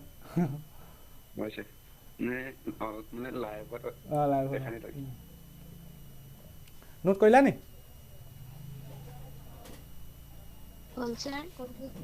অ'কে এই কুৱেশ্যনটো ঠিক আছে এই কুৱেশ্যনটোত কোৱা নাই তোমালোকক হ'লেও মোক অথনি ৰাজমণিয়ে কুৱেশ্যন এটা কৈছিলে ইয়াত মানে কি এটা শব্দ এবাৰত মানে এবাৰ আহিব হয় নাই মানে ৰিপিটেশ্যন নহয় কিন্তু যদি এই কুৱেশ্যন কৰিলেহেঁতেন হুৱেন ৰিপিটেশ্যন ইজ এলাউড যদি ৰিপিট কৰাহেঁতেন তেতিয়া কি হ'লহেঁতেন ৰিপিটেশ্যন ইজ এলাউড তেতিয়া কি হ'লহেঁতেন এতিয়া চাম এই কুৱেশ্যন কোৱা নাই সেইকাৰণে হেজ মাৰি লিখি থ'বা তোমালোকে আগে বুজি লোৱা তাৰপিছত লিখিবা ৰিপিটেশ্যন ইজ এলাউড বুলি কৈ দিয়াহেঁতেন কি হ'লহেঁতেন ইয়াৰ কুৱেশ্যনটো ডিষ্টিংকৈ কৈ দিছে ৰিপিটেশ্যন ইজ নট এলাউড কিন্তু কেতিয়াবা ক'ব ৰিপিটেশ্যন ইজ এলাউড তেন্তে তুমি যেতিয়া আখৰবোৰ বনালাহেঁতেন তোমাৰ এনেকুৱা হ'ব পাৰিলেহেঁতেন ROOS তেনেকুৱা হ'ব পাৰিলেহেঁতেন RSSO তেনেকুৱা হ'ব পাৰিলেহেঁতেন SROS তেনেকুৱা হ'ব পাৰিলেহেঁতেন ROSS তেনেকুৱা হ'ব পাৰিলেহেঁতেন তেনেকৈ ঢেৰ ধৰণে হৈ থাকিব পাৰিলেহেঁতেন যদি আখৰবোৰ ৰিপিট হ'লহেঁতেন তেতিয়া 24টাতকৈ বেছি ধৰণ পালোহেঁতেন নে কম ধৰণ পালোহেঁতেন তোমালোকৰ ফিলিং কি আহিছে বাৰু মনৰ পৰা কি ফিল আহিছে সেই ফিলটো আহিব লাগিব বেছি পাম অবভিয়াছলি বেছি পাম হয় নাই বেছি পাম অ'কে বেছি পাম এতিয়া চাবা হা কিন্তু আখৰটোতো চাৰিটাই থাকিব ৱৰ্ডটোতো আখৰ চাৰিটাই থাকিব চাৰিটাতকৈ বেছি নহয় ৰিপিটেশ্যন এলাউড হ'লেও আখৰটোতো চাৰিটাই থাকিব সেইকাৰণে বাকচ বনাব লাগিব চাৰিটাই বনাব লাগিব যদি যিহেতু তুমি চাৰিটা বাকচ বনাই অংকটো কৰা চাৰিটা বাকচে বনাব লাগিব মানে আখৰটোতো বাঢ়ি নাযায় কিন্তু আখৰবোৰ ইউজটো মানে ৰিপিট হ'ব পাৰে অ'কে মই ধৰি লোৱা প্ৰথম আখৰটো লোৱা ধৰণটোক মই ইভেণ্ট A বুলি কৈছোঁ ছেকেণ্ড আখৰটো মানে যে ভৰাবা তাক মই ইভেণ্ট B বুলি কৈছোঁ আগনছে একেই থাৰ্ডটোক মই ইভেণ্ট C বুলি কৈছোঁ নেক্সটটোক ইভেণ্ট D বুলি কৈছোঁ যদি ইয়াত তুমি মানে আৰৰ পৰা ষ্টাৰ্ট কৰিম বুলি ভাবিছা যদি তুমি আৰটো যদি ইয়াত ভৰাই দিয়া তেন্তে এই আৰটো ইয়াত ফিক্স হৈ নাযায় সেই কথাটো বুজিবলৈ চেষ্টা কৰা সেই আৰটো তুমি ইচ্ছা কৰিলে থাৰ্ডত বা ফ'ৰ্থত বা ছেকেণ্ডত ইচ্ছা কৰিলে ইউজ কৰিব পাৰা কাৰণ ইয়াত কুৱেশ্যনটোতে কৈ দিব তোমাক ৰিপিটেশ্যন ইজ এলাউড এই কুৱেশ্যনটো কোৱা নাই মই এক্সট্ৰাকৈ লিখিছোঁ এইখিনি বস্তু এক্সট্ৰা তোমালোকক বুজাবলৈ হা এইখিনি বস্তু এক্সট্ৰা কুৱেশ্যনটোত এই হালধীয়াখিনিলৈকে শেষ মই এইখিনি এক্সট্ৰা লিখাইছোঁ কিন্তু কুৱেশ্যনবোৰত ক'ব এনেকৈও ক'ব হা এনেকৈও ক'ব মই সেইকাৰণে যিহেতু জানো ক'ব বুলি সেইকাৰণে বুজাই দিছোঁ ৰিপিটেশ্যন ইজ এলাউড ৰিপিটেশ্যন ইজ এলাউড বুলি ক'লে যদিহে প্ৰথম ঘৰটো তুমি মানে ষ্টাৰ্টিং যদি তুমি আৰ বুলি আৰে কৰা তেন্তে সেই আৰটো পাছতো আহিব পাৰে সেই আৰটো পাছতো আকৌ ৰিপিট হ'ব পাৰে ঠিক আছে মানে তেন্তে তুমি প্ৰথম এটা কথা মন কৰা 4টা আখৰ আছে আৰ অ' এছ ই আছে তুমি প্ৰথমটোত তেন্তে ইচ্ছা কৰিলে আৰ ভৰাব পাৰা প্ৰথমটোত দেই মন কৰিবা ইচ্ছা কৰিলে তুমি আৰ নভৰাওঁ বোলে মই অ' ভৰাম পাৰা নে নোৱাৰা পাৰা অভিয়াছলি প্ৰথমটো ইচ্ছা কৰিলে তুমি এছো ভৰাব পাৰা মই এছে ভৰাম দেই এছৰ পৰা ষ্টাৰ্ট কৰিম লাগিলে ইচ্ছা কৰিলে তুমি ইউ ভৰাব পাৰা তেন্তে প্ৰথমটোত ভৰোৱা ধৰণ কেইটা আছে প্ৰথমটোত ভৰোৱা ধৰণ কেইটা আছে 4টা আছে 4টা এইবাৰ তুমি ছেকেণ্ড আখৰটোলৈ আহা ছেকেণ্ডটোলৈ আহা ইয়াত তুমি ইচ্ছা কৰিলে এবাৰ আৰটো ভৰাব পাৰিবা নাই পাৰিবা যদিহে তুমি আৰটো ইয়াতো ভৰাইছিলা ইয়াতো ভৰাব পাৰিবা যদিহে তুমি আৰটো প্ৰথমত ভৰাইছিলা ইয়াতো ভৰাব পাৰিবা তেন্তে ইয়াতো টোটেল কেইটা ৱে আছে বাৰু তোমাৰ মতে ইয়াতো 4টা আছে ইয়াতো সেইটো কথা বুজিবলৈ চেষ্টা কৰা কাৰণ আখৰটো ইয়াত ফিক্স হোৱা নাই যদি তুমি ধৰি লোৱা আৰটো অ'টো সোমাইছে বুলি ইয়াত তেন্তে সেই অ'টো ইচ্ছা কৰিলে ইয়াতো সোমাব পাৰে কাৰণ হুৱেন ৰিপিটেশ্যন ইজ এলাউড বুলি কৈছে ৰিপিট হ'ব পাৰে আখৰটো তেন্তে ইয়াত যদি তুমি অ'টো ভৰোৱা ছেকেণ্ডতো অ' হ'ব পাৰে তেন্তে ইয়াতো তুমি ইচ্ছা কৰিলে আৰ ভৰাব পাৰা নহ'লে ইচ্ছা কৰিলে অ' ভৰাব পাৰা নহ'লে ইচ্ছা কৰিলে এছ ভৰাব পাৰা নহ'লে ইচ্ছা কৰিলে ই ভৰাব পাৰা ন' মেটাৰ আগতো কি হৈছে কাৰণ ৰিপিটেশ্যন ইজ এলাউড আগত ধৰিলে আৰ হ'লে আকৌ আৰ হ'ব পাৰে ন' প্ৰব্লেম তেন্তে ইয়াতো 4টা ধৰণে তুমি আখৰখিনি ভৰাব পাৰা ঠিক তেনেকৈ তুমি চিটো ইচ্ছা কৰিলে আৰ ভৰাব পাৰা অ' ভৰাব পাৰা এছ ভৰাব পাৰা ই ভৰাব পাৰা ইয়াতো তেন্তে 4টা ধৰণে ভৰাব পাৰা কিন্তু আখৰখিনি ৰিপিট কৰাটো পচিবল ইয়াত ঠিক তেনেকৈ ডিটো কেইটা ধৰণে পাৰিবা 4টা ধৰণে পাৰিবা এই কথাটো বুজি পালা নাই কোৱা পালা সকলোৱে ঠিক আছে এতিয়া ইয়াত আৰু এটা কথা মন কৰিবা ইয়াতো এগেইন কণ্ডিশ্যন একেটাই ৱৰ্ডটোত 4টা লেটাৰ থাকিব লাগিব মানে শব্দটোত 4টা আখৰ থাকিব লাগিব তেন্তে ইভেণ্ট এটো হ'ব লাগিব একে সময়তে এণ্ড ইভেণ্ট বিটো হ'ব লাগিব একে সময়তে ইভেণ্ট চিটো হ'ব লাগিব একে সময়তে ইভেণ্ট ডিটো হ'ব লাগিব যদিহে 3টা ইভেণ্ট হয় তেন্তে আখৰ কেইটা হ'ব 3টা হ'ব নহ'ব কাৰণ আমাক 4টা আখৰ লাগে ইভেণ্ট যদি 2টা হয় তেন্তে 2টা আখৰ হ'ব নহ'ব আমাক 4টা আখৰ লাগে সেইকাৰণে ইয়াতো গোটেই 4টা ইভেণ্ট হ'বই লাগিব মাষ্ট বি তেন্তে টোটেল নাম্বাৰ অফ ৱেজ ইয়াত কিমান হ'ব টোটেল নাম্বাৰ অফ ৱেজ বা total number of 4 letter words ways নহয় 4 লেটাৰ ৱৰ্ডছ ইংলিছটো বুজি নাপালে ক'বা দেই মই ইংলিছটো বুজি পাইছা বুলি তোমালোকক লিখাই আছোঁ ৱৰ্ডছ উইথ ৰিপিটেশ্যন উইথ এই শব্দটো লিখিব লাগিব ৰিপিটেশ্যন ৰিপিট নকৰিলে এইটো কিমান এইটো হ'ব উইদাউট ৰিপিটেশ্যন ব্ৰেকেটত লিখি থ'ব পাৰা উইদাউট ৰিপিটেশ্যন এইটো লিখিব নালাগে কাৰণ কুৱেশ্যনটোতে কৈ দিছে নহয় উইদাউট ৰিপিটেশ্যন বুলি ওপৰটোত একো লিখিব নালাগে ওপৰটোত ধুনীয়া হৈছে repetition is allowed total number of 4 letter words with repetition equal to with repetition কি লিখিম ইজ এলাউড ইকুৱেল টু তেন্তে প্ৰথমটো 4টা ধৰণে সোমাব পাৰে এণ্ড দ্বিতীয়টো কেইটা ধৰণে হ'ব পাৰে 4টা ধৰণে কাৰণ এণ্ড আছে কাৰণে পূৰণ তৃতীয়টো কেইটা ধৰণে হ'ব পাৰে 4টা ধৰণে নেক্সটটো কেইটা ধৰণে 4টা ধৰণে 4 × 4 × 4 × কৰিলে কিমান পাই জানো 4 × 216 হয় ন 256 বা দেখিলানে তুমি যদি আখৰখিনি ৰিপিট নকৰা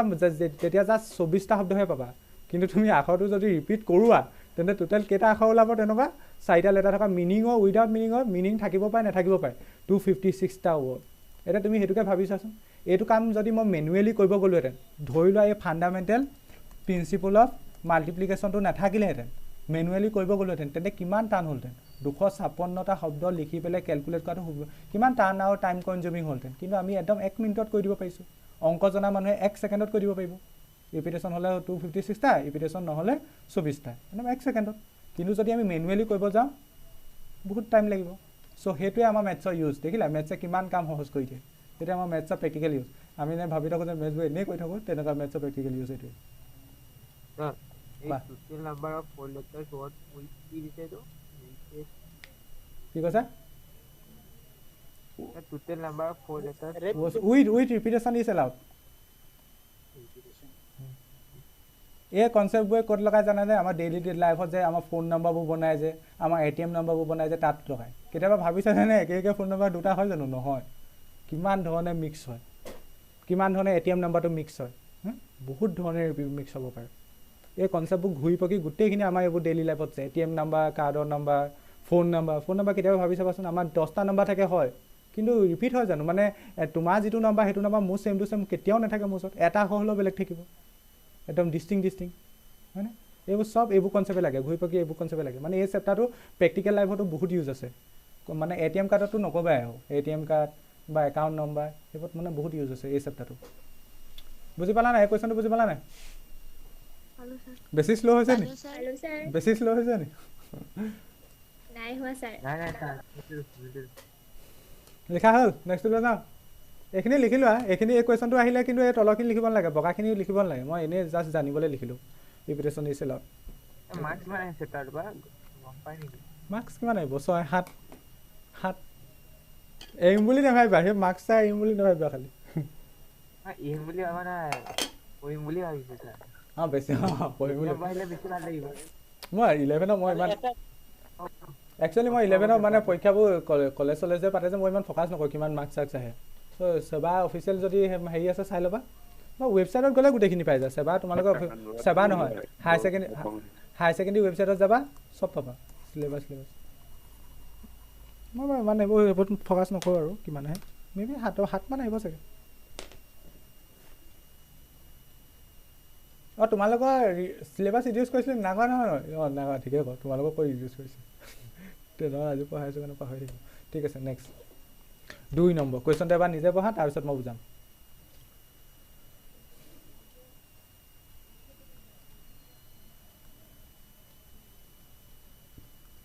এই ৰুলকেইটা যদি বুজি পালে এক্সাৰচাইজ 7.1টো ধামধুম হৈ যাব জাষ্ট লেংগুৱেজবোৰ লিখিব লাগে আৰু লিখাই দিম য'ত লিখিব লাগে নিজে লিখিলে হ'ল given 4 flags of different colors মই পঢ়িছোৱা নাই এবাৰ 4খন কালাৰ দি আছোঁ how many signal can be generated if a signal requires the use of 2 flags one below the other okay ভালকে বুজি পোৱা নাই গম পাইছোঁ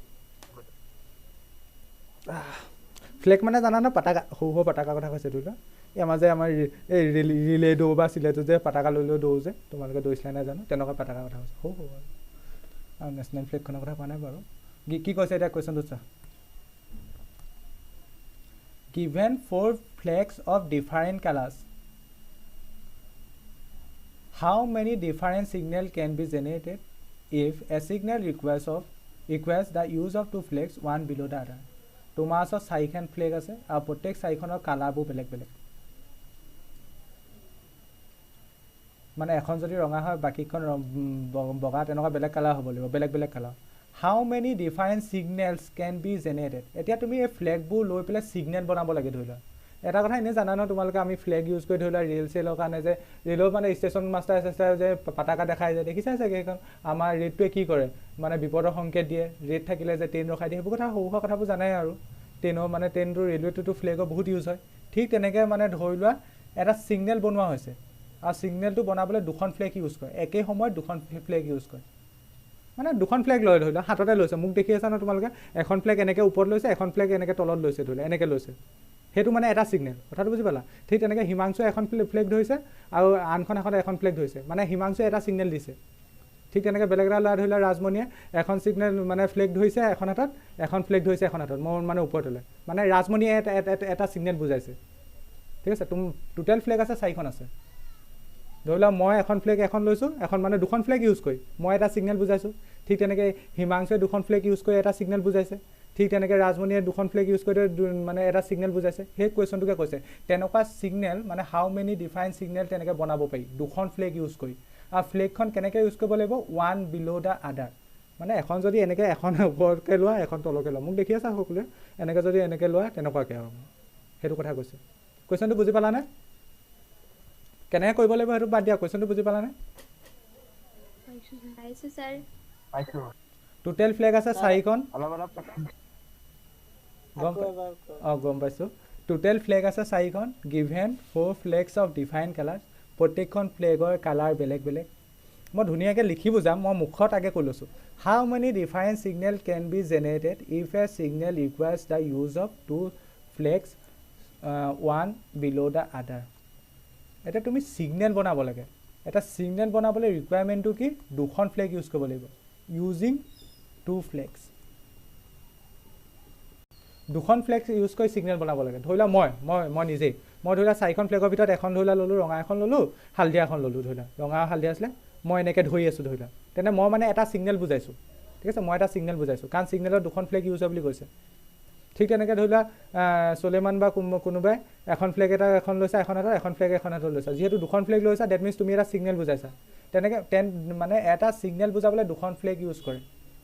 আৰু ফ্লেগখন এখন আনখনৰ ওপৰত ইউজ কৰে মানে এখন যদি ওপৰত ইউজ কৰে এখন তলত ইউজ কৰে তেনেকৈ এইখিনিকে বুজি পাইছোঁ তেন্তে তেনেকুৱা কেইটা ছিগনেল বনাব পৰা সুধিছে হাউ মেনি ডিফাৰেণ্ট ছিগনেল বুজি পালা অয়েলি কুৱেশ্যনটো বুজি পালা নাই মই আঁকি মেলি বুজাম বাৰু অয়েলি বুজি পালা নাই এতিয়া পাইছোঁ পালা পালোঁ ছাৰ অ'কে এতিয়া অকণমান আঁকি মেলি বুজাম ঠিক আছে ধৰি লোৱা ফ্লেগ কেইখনমান আঁকি লওঁ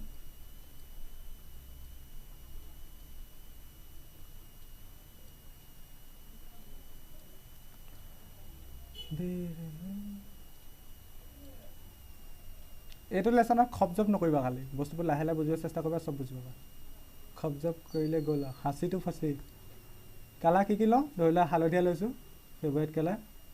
নেক্সট ফ্লেগখনৰ কালাৰ কি লওঁ ৰঙাটো ল'বই লাগিব ৰঙাটোতো ফ্লেগ থাকিবই ৰঙা লৈছোঁ ধৰি লোৱা অঁ ব্লেকটো ইয়াত নিজিলিকিব ন অঁ ব্লেক লৈ লৈছোঁ বাৰু অঁ ব্লেক আৰু এটা কোনোবাই কৈ দিয়া কিবা এটা কালাৰ কি লওঁ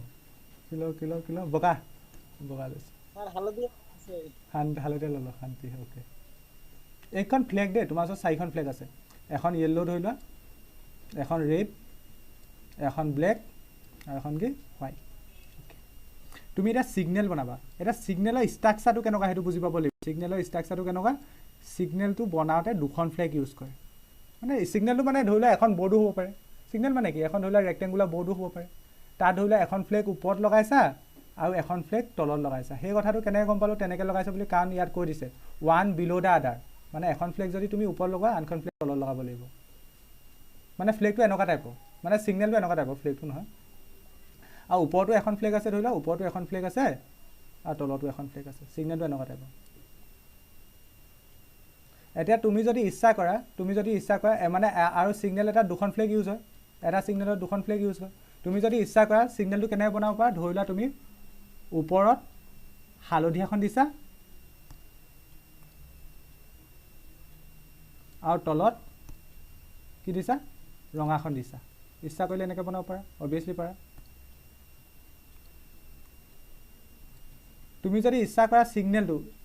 এইটো এটা ছিগনেল হৈ গ'ল ওৱান ছিগনেল এইটো এটা ছিগনেল হৈ গ'ল আৰু এই ছিগনেলটোত কি ফ্লেগ আছে এখন আছে হালধীয়াখন আছে আৰু এখন ৰঙাখন আছে মই ৰঙাটো ধুনীয়াকৈ লিখি দিওঁ ৰঙাখন আছে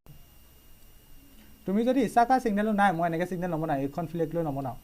তুমি যদি ইচ্ছা কৰা ওপৰত ধৰি লোৱা ব্লুখন দিছা মই শ্বৰ্টকাটত বি বুলি লিখিছোঁ ব্লুখন লৈছা আৰু তলত হোৱাইটখন লৈছা এনেকৈ বনাব পাৰা এইটো এটা ছিগনেল তুমি যদি ইচ্ছা কৰা নাই মই এনেকৈ দিওঁ ওপৰত বেলেগ এটা কালাৰ দিওঁ মই ওপৰত কি দিম ধৰি লোৱা ৰেডটো দিছোঁ ধৰি লোৱা ছাপ'জ ৰেডটো দিছোঁ তলত ধৰি লোৱা হোৱাইটটো দিছোঁ ইচ্ছা কৰিলে তুমি এনেকৈও ছিগনেল এটা বনাব পাৰা তেনেকৈ তুমি কেইটা ডিফাৰেণ্ট ছিগনেল বনাব পাৰিবা সেইটো সুধিছে কুৱেশ্যনটো বুজি পালা সকলোৱে ইয়াত মোক তোমালোকে এটা কথা ভাবি ক'বা দেই কোনো মানে হেৰি নকৰিবা মানে ভাবি পেলাই ক'বা ইয়াত ৰিপিটেশ্যন ইজ এলাউড টাইপৰ কুৱেশ্যন নে এইটো ৰিপিটেশ্যন ইজ নট এলাউড টাইপৰ কুৱেশ্যন বাৰু ৰিপিটেশ্যন ইজ এলাউড টাইপৰ কুৱেশ্যন নে আগত যে কৈছিলোঁ ৰিপিটেশ্যন ইজ এলাউড টাইপৰ কুৱেশ্যন নে ৰিপিটেশ্যন ইজ নট এলাউড টাইপৰ কুৱেশ্যন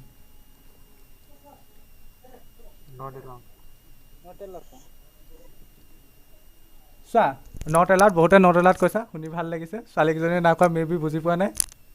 চোৱা যদিহে তুমি এটা ছিগনেলত দুখন ফ্লেগ ইউজ হয় যদিহে তুমি ওপৰত বগাখন দি দিয়া সেই একেখন ফ্লেগ বগাখন তলত দিব পাৰিবা নি কমন চেঞ্চৰ কথা কেনেকৈ পাৰিম যিহেতু তোমাৰ ওচৰত জাষ্ট 4খন ফ্লেগ আছে গোটেইখন বেলেগ কালাৰ যদিহে তুমি ওপৰত বগাখন দিলা তলত সেইখন কেতিয়াও নাহে যদিহে তুমি ওপৰত ব্লেকখন দিলা সেই ব্লেকখন তলত আকৌ দিব পাৰিবা নি ছিগনেলটো নোৱাৰা ডেট মিনছ এই কুৱেশ্যনটো কি ৰিপিটেশ্যন ইজ নট এলাউড টাইপৰ কুৱেশ্যন ৰিপিটেশ্যন ইজ কি নট এলাউড টাইপৰ কুৱেশ্যন কেলৈ কাৰণ ওপৰত যদি তুমি কিবা এখন ছাপ'জ এই 4টা কালাৰ ভিতৰত কিবা এখন দি দিলা ব্লুখন দি দিলা ব্লু নাই চৰি ব্লেকখন দি দিলা তেন্তে ব্লেকখন একেখন ফ্লেগ এতিয়া তলত এবাৰ দিব পাৰিবা জানো তুমি যাদু নহয় নহয় একেখনকে দুবাৰ কৰি দিবলৈ অভিয়াছলি নোৱাৰা এখন ফ্লেগ এবাৰে দিব পাৰিবা সেইটো ইয়াত ৰিপিটেশ্যন ইজ নট এলাউড বা এলাউড লিখি নাদিয়া কিন্তু সেইটো নিজৰ কমন চেঞ্চৰ পৰা ধৰিব লাগিব সেইটোৱে এই লেচনটো খাচিয়ত বুজি পালানে সেইটো নিজৰ কমন চেঞ্চৰ পৰা ভাবি পাব লাগিব এখন ফ্লেগ ওপৰত ইউজ হৈছে এখন ফ্লেগ আকৌ তললৈ কেনেকৈ আহিব কাৰণ ইয়াত কুৱেশ্যনটোত কৈছে ডিফাইন কালাৰ প্ৰত্যেকখন কালাৰ ডিফাইন ছাপ'জ তুমি ওপৰত য়েল্ল'খন দিলা তলত য়েল্ল'খন কেনেকৈ আহিব অভিয়াছলি বেলেগ এটা কালাৰ আহিব লাগিব বুজি পালানে এইডোখৰলৈ মই কি কৈ আছোঁ আনচাৰ ওলালে এইডোখৰলৈ হা পালা তেন্তে চোৱা ছিগনেলটো তেন্তে দুখন ফ্লেগ থাকে ছিগনেলটো দুখন ফ্লেগ থাকে তোমাৰ ওচৰত আছে 4খন ফ্লেগ তুমি যদি ইচ্ছা কৰা ছিগনেলটো ওপৰত য়েল্ল' ফ্লেগখন দিব পাৰানে নোৱাৰা অঁ হৈছে অকণমান আছে হ'ব পাৰা ইচ্ছা কৰা যদি তুমি যদি ছিগনেলটো ওপৰত ৰেডখনো দিব পাৰা মই য়েল্ল'খন নিদিওঁ ৰেডখনহে দিম দেই ৰেডখনৰ পৰা ষ্টাৰ্ট কৰিম ইচ্ছা কৰিলে তুমি ছিগনেলটোৰ ওপৰত ব্লেকখনো দিব পাৰা ইচ্ছা কৰিলে তুমি ছিগনেলটোৰ ওপৰত হোৱাইটখনো দিব পাৰা তেন্তে ছিগনেলটোৰ ওপৰৰ ফ্লেগখন কেইটা ধৰণে ভৰাব পাৰা বা কেইটা ধৰণে ইয়াত ছিগনেলটোৰ ওপৰত ফ্লেগখন ৰাখিব পাৰা ওপৰত 4টা অ'কে চিয়'ৰ কাৰণ তুমি যদি ইয়াত য়েল্ল' দিয়া ইচ্ছা কৰিলে য়েল্ল' দিব পাৰা তুমি যদি ভাবা ৰেড দিয়া ৰেডো দিব পাৰা তুমি যদি দিয়া ভাবা ব্লু দিয়া ব্লু নাই ব্লেক দিয়া ব্লেকো দিব পাৰা ভাবিলে হোৱাইট দিলে হোৱাইটো দিব পাৰা কিন্তু তলত ধৰি লোৱা তুমি যদি ওপৰত য়েল্ল'খন দিলা তেতিয়া তুমি সেই তলত সেই য়েল্ল'খন কেতিয়াও নাহে নিজৰ কমন চেঞ্চৰ পৰা বুজি পাব লাগিব কাৰণ য়েল্ল'খন ওপৰতে গ'ল সেইখন বেলেগ কালাৰ হ'ব পাৰে ধৰি লোৱা ওপৰত ধৰি লোৱা ৰেডখন দিলা তেন্তে ওপৰত ৰেডখন দিলা যিহেতু সেইখন তলত কেতিয়াও নাহে তেন্তে তলত এবাৰ তোমাৰ হাতত অপশ্যন কেইটা থাকিলে 3খন থাকিলে অপশ্যন কেইটা থাকিলে 3টা থাকিলে এইটো কথা বুজি পালা নাই মানে এইটোৱে বুজাইছে ওপৰৰ ফ্লেগখন বুজাইছে এই ওপৰৰ ঘৰটোৱে কি বুজাইছে ওপৰৰ ফ্লেগখন বুজাইছে অসমীয়াতে লিখিছোঁ খাটি অসমীয়া আৰু তলৰখনে বুজাইছে তলৰ ফ্লেগখন মোৰ পটককৈ মূৰলৈ অসমীয়া শব্দবোৰ আহিছে তলৰ ফ্লেগখন বুজাইছে তেন্তে ওপৰত তুমি 4টা ধৰণে ফ্লেগখন ৰাখিব পাৰা ওপৰত 4টা ধৰণে ৰাখিব পাৰা যিকোনো এখন ৰাখিলা তুমি কোনখন ৰাখিবা কোনো ফিক্স নাই যিকোনো এখন ধৰি লোৱা সংগীতাই ৰেডখন ৰাখিলে শেৱালি ইচ্ছা কৰিলে ব্লেকখনো ৰাখি দিব পাৰা তেনেকৈ যিকোনো এখন কিন্তু যিখন ৰাখিবা সেইখন তলত ৰিপিট নহয় ডেট মিনছ তলত তোমাৰ অপশ্যন থাকিব 3টা ধৰণে তুমি ফ্লেগখন দিব পাৰা এতিয়া কোৱাচোন যদিহে মই এইটোক মানে ওপৰত যে ফ্লেগ ৰাখিছা সেইটোক যদি মই ইভেণ্ট এ বুলি ধৰি লওঁ ওপৰত যে ফ্লেগ ৰাখিছা সেইটোক যদি মই ইভেণ্ট এ বুলি ধৰি লওঁ আৰু তলত যে যিটো ফ্লেগ ৰাখিছা সেইটোক ইভেণ্ট বি বুলি ধৰি লোৱা কি কৈছা 4x3 অঁ ধৰি লোৱা তেন্তে এই ইভেণ্ট এ আৰু বিৰ মাজত এণ্ড শব্দটো আহিব নে অৰ শব্দটো আহিব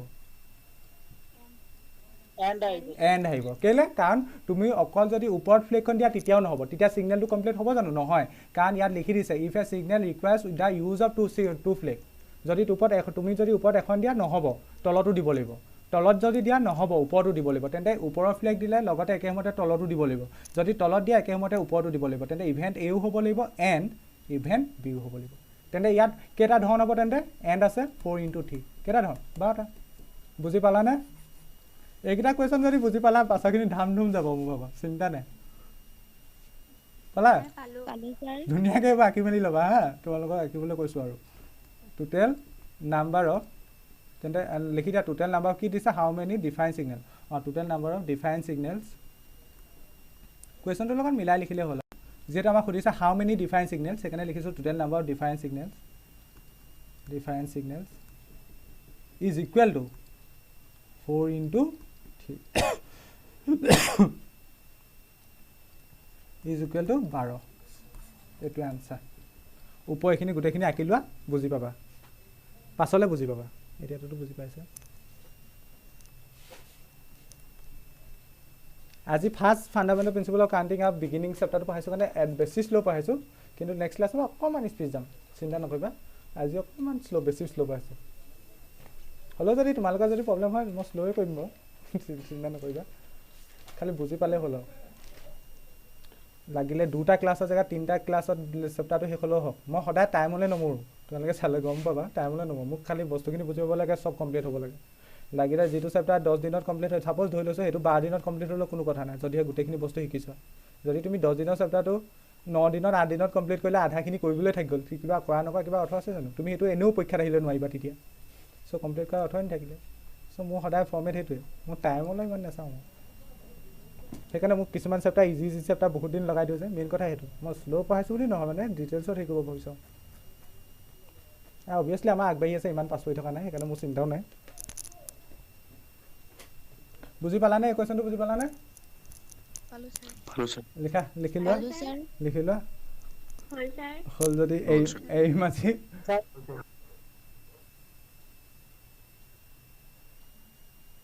এই মাঝি নেক্সট কুৱেশ্যন কেইটা ধুনীয়াকৈ বুজি পাবা নেক্সট ক্লাছৰ পৰা অকণমান মানে বস্তুখিনি আজি মনত ৰাখিবা কি শিকালোঁ আজি মানে ফাণ্ডামেণ্টেল প্ৰিন্সিপল অফ হেৰি শিকালোঁ মাল্টিপ্লিকেশ্যন শিকালোঁ আৰু ফাণ্ডামেণ্টেল প্ৰিন্সিপল অফ কি শিকালোঁ এডিশ্যন শিকালোঁ এতিয়া ইচ্ছা কৰিলে তোমালোকে ষ্টেটমেণ্টকেইটা লিখি ল'ব পাৰা ষ্টেটমেণ্টকেইটা লিখিবলৈ কি লিখিব নোৱাৰোঁ কিতাপত নালাগে কি লিখিবা মানে সেইটো কথা আৰু মানে এটা ইভেণ্ট যদি এম ধৰণে হয় আনটো ইভেণ্ট যদি এন ধৰণে হয় তেনে মাল্টিপ্লিকেশ্যনত এম ইনটু এন ধৰণ হ'ব তাৰপৰা সেইটোকে হেৰি এডিশ্যনত কিমান হ'ব এম প্লাছ এন ধৰণ মানে ইংলিছত ক'ব গ'লে if there are two events that are then one of them can be perform in m ways and the other event can be perform in n ways then the total number of ways is m into n just লেংগুৱেজটো মই যিটো বুজাইছোঁ এই লেংগুৱেজটো আৰু ক'তো লিখিব নাহে পৰীক্ষাত লিখিব নাহে লাগিব জানো লিখিবলৈ বুজি পালা না গোটেইখিনি কথা পালোঁ ছাৰ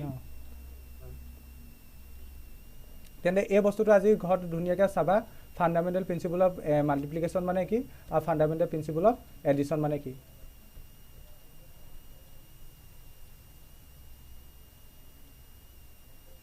লিখি লোৱা নহ'লে পটককৈ পাছত আকৌ মোক সেই বেয়াহে লাগিব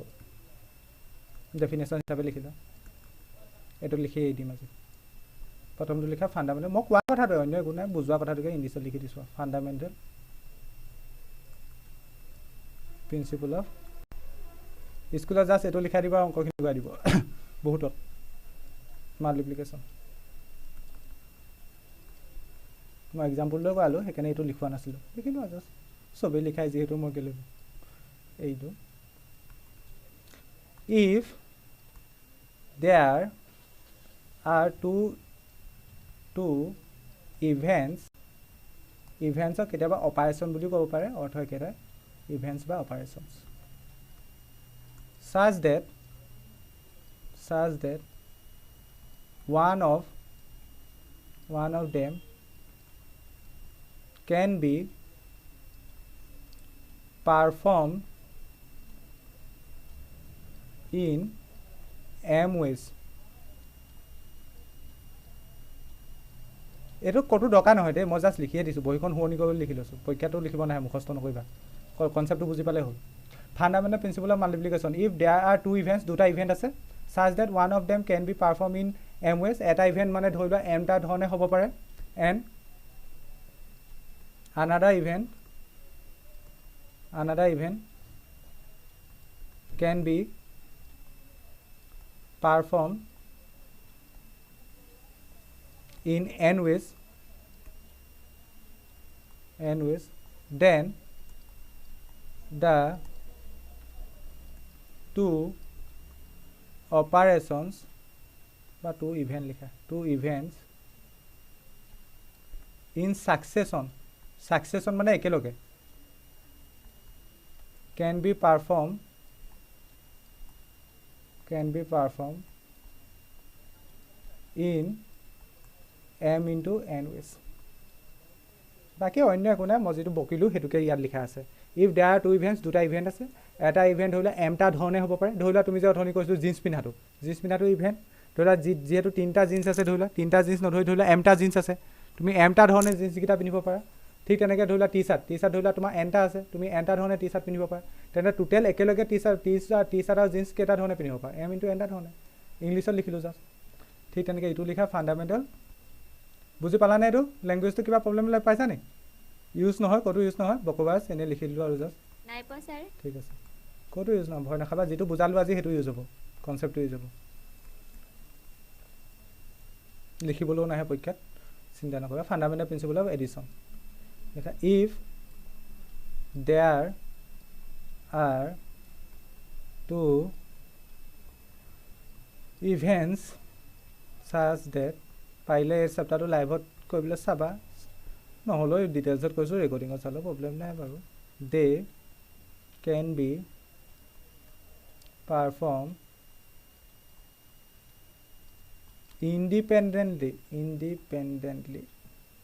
independently in m and n ways respectively then either of the two events can be performed in m plus n is সেইটোৱে কথা যদিহে তোমাৰ ওচৰত যদি টাই 3ডাল থাকে ধৰিলা টাই mডাল থাকে ধৰিলা mডাল টাইক তুমি mটা ধৰণে পিন্ধিব পাৰা আৰু nডাল টাইক nটা ধৰণে পিন্ধিব পাৰা কিন্তু সেইকেইটা ইণ্ডিপেণ্ডেণ্টলি হ'ব যদি তুমি এডাল প্ৰথম টাইডাল পিন্ধা যদি প্ৰথম মানে ৰঙা টাইবোৰ পিন্ধা তেন্তে তুমি ব্লেকখিনি নিপিন্ধিবা বা ব্লেকখিনি মাৰিলে ৰঙাখিনি নামাৰিবা ইণ্ডিপেণ্ডেণ্টলি হ'ব মানে দুটা ইভেণ্ট ইয়াত ইণ্ডিপেণ্ডেণ্টলি হ'ব এটাৰ লগত আনটোৰ কোনো ৰিলেট নাই অৰ মানে সেইকাৰণে তুমি টোটেল কেইটা ধৰণে কৰিব পাৰিবা m plus nটা ধৰণে if there are two events দুটা ইভেণ্ট যদি থাকে such that they can be performed independently in m and n ways ধৰিলা প্ৰথম ইভেণ্টটো mটা ধৰণে হ'ব পাৰে দ্বিতীয় ইভেণ্টটো nটা ধৰণে তেন্তে টোটেল কেইটা ধৰণে হ'ব পাৰিব m plus nটা ধৰণে কথাখিনি আজি গোটেই কথাখিনি অকণমান আধা ঘণ্টামান ল'বা আজি হওক কাইলৈ হওক নেক্সট ক্লাছটো আগত যিখিনি শিকালোঁ কুৱেশ্যনখিনি লজিকেলি বস্তুখিনি বুজিবলৈ চেষ্টা কৰিবা যিটো এক্সাম্পল ক'লোঁ এক্সাম্পলটো লজিকেলি এবাৰ ভাবি চাবা নিজৰ ফালৰ পৰা এক্সাম্পলকেইটা কৰিলোঁ যিকেইটা লজিকেলি ভাবিব চেষ্টা কৰিবা কৰি পেলাই নহয় লজিকেলি ঠিক আছে সেইখিনি লজিকেলি এবাৰ চেষ্টা কৰিবা প্ৰটেক্ট অফ দ্য ফিল কৰিবলৈ চেষ্টা কৰিবা এইটো মই সেইটোৱে কৈ আছোঁ মুখস্থ নকৰিবা এইটো একো মুখস্থ নকৰিবা এইকেইটা লিখাই দিছে যে এপাক চালে হ'ব ন এইখন নাই এবাৰ পঢ়ি ল'বা আৰু মই প্ৰথমতে বকি থকাটোকে ইংলিছত লিখোৱা নাই জানো কি লিখা নহয় লিখা হৈ গ'ল হ'ল ছাৰ লিখা হ'ল যদি আজিলৈ টাটা বাই বাই লিখিলা এইটো আইডাৰ দিছে ন হে ৰেসপেক্টিভলি দেন হেকো লাইনটো সব দেন সেইটো আইডাৰ দিছে then either of two events can be performed in m plus n ways হ'ল কি হ'ল ঠিক আছে তেন্তে নেক্সট ক্লাছত এক্সাম্পল আৰু দুটা কৈ দিম আৰু এক্সাৰচাইজটো কৰিম চ' বস্তুখিনি ডিটেইলছত যাবলৈ চেষ্টা কৰা চ' বস্তুখিনি এবাৰ ৰিভাইজ কৰিবা নেক্সট ক্লাছৰ অহা আগলৈ বা নেক্সট ক্লাছৰ যিসকলে ৰেকৰ্ডিং চাইছা নেক্সট ক্লাছৰ চোৱাৰ আগত বস্তুখিনি যিখিনি শিকাম এবাৰ ৰিভাইজ কৰিবা তাৰপিছত আকৌ নেক্সট ভিডিঅ'টোলৈ যাবা তেনেকৈ পঢ়িবা তেতিয়া চেপ্টাৰটো অকণমানো টান নোপোৱা ঠিক আছে তেন্তে থেংক ইউ আজিলৈ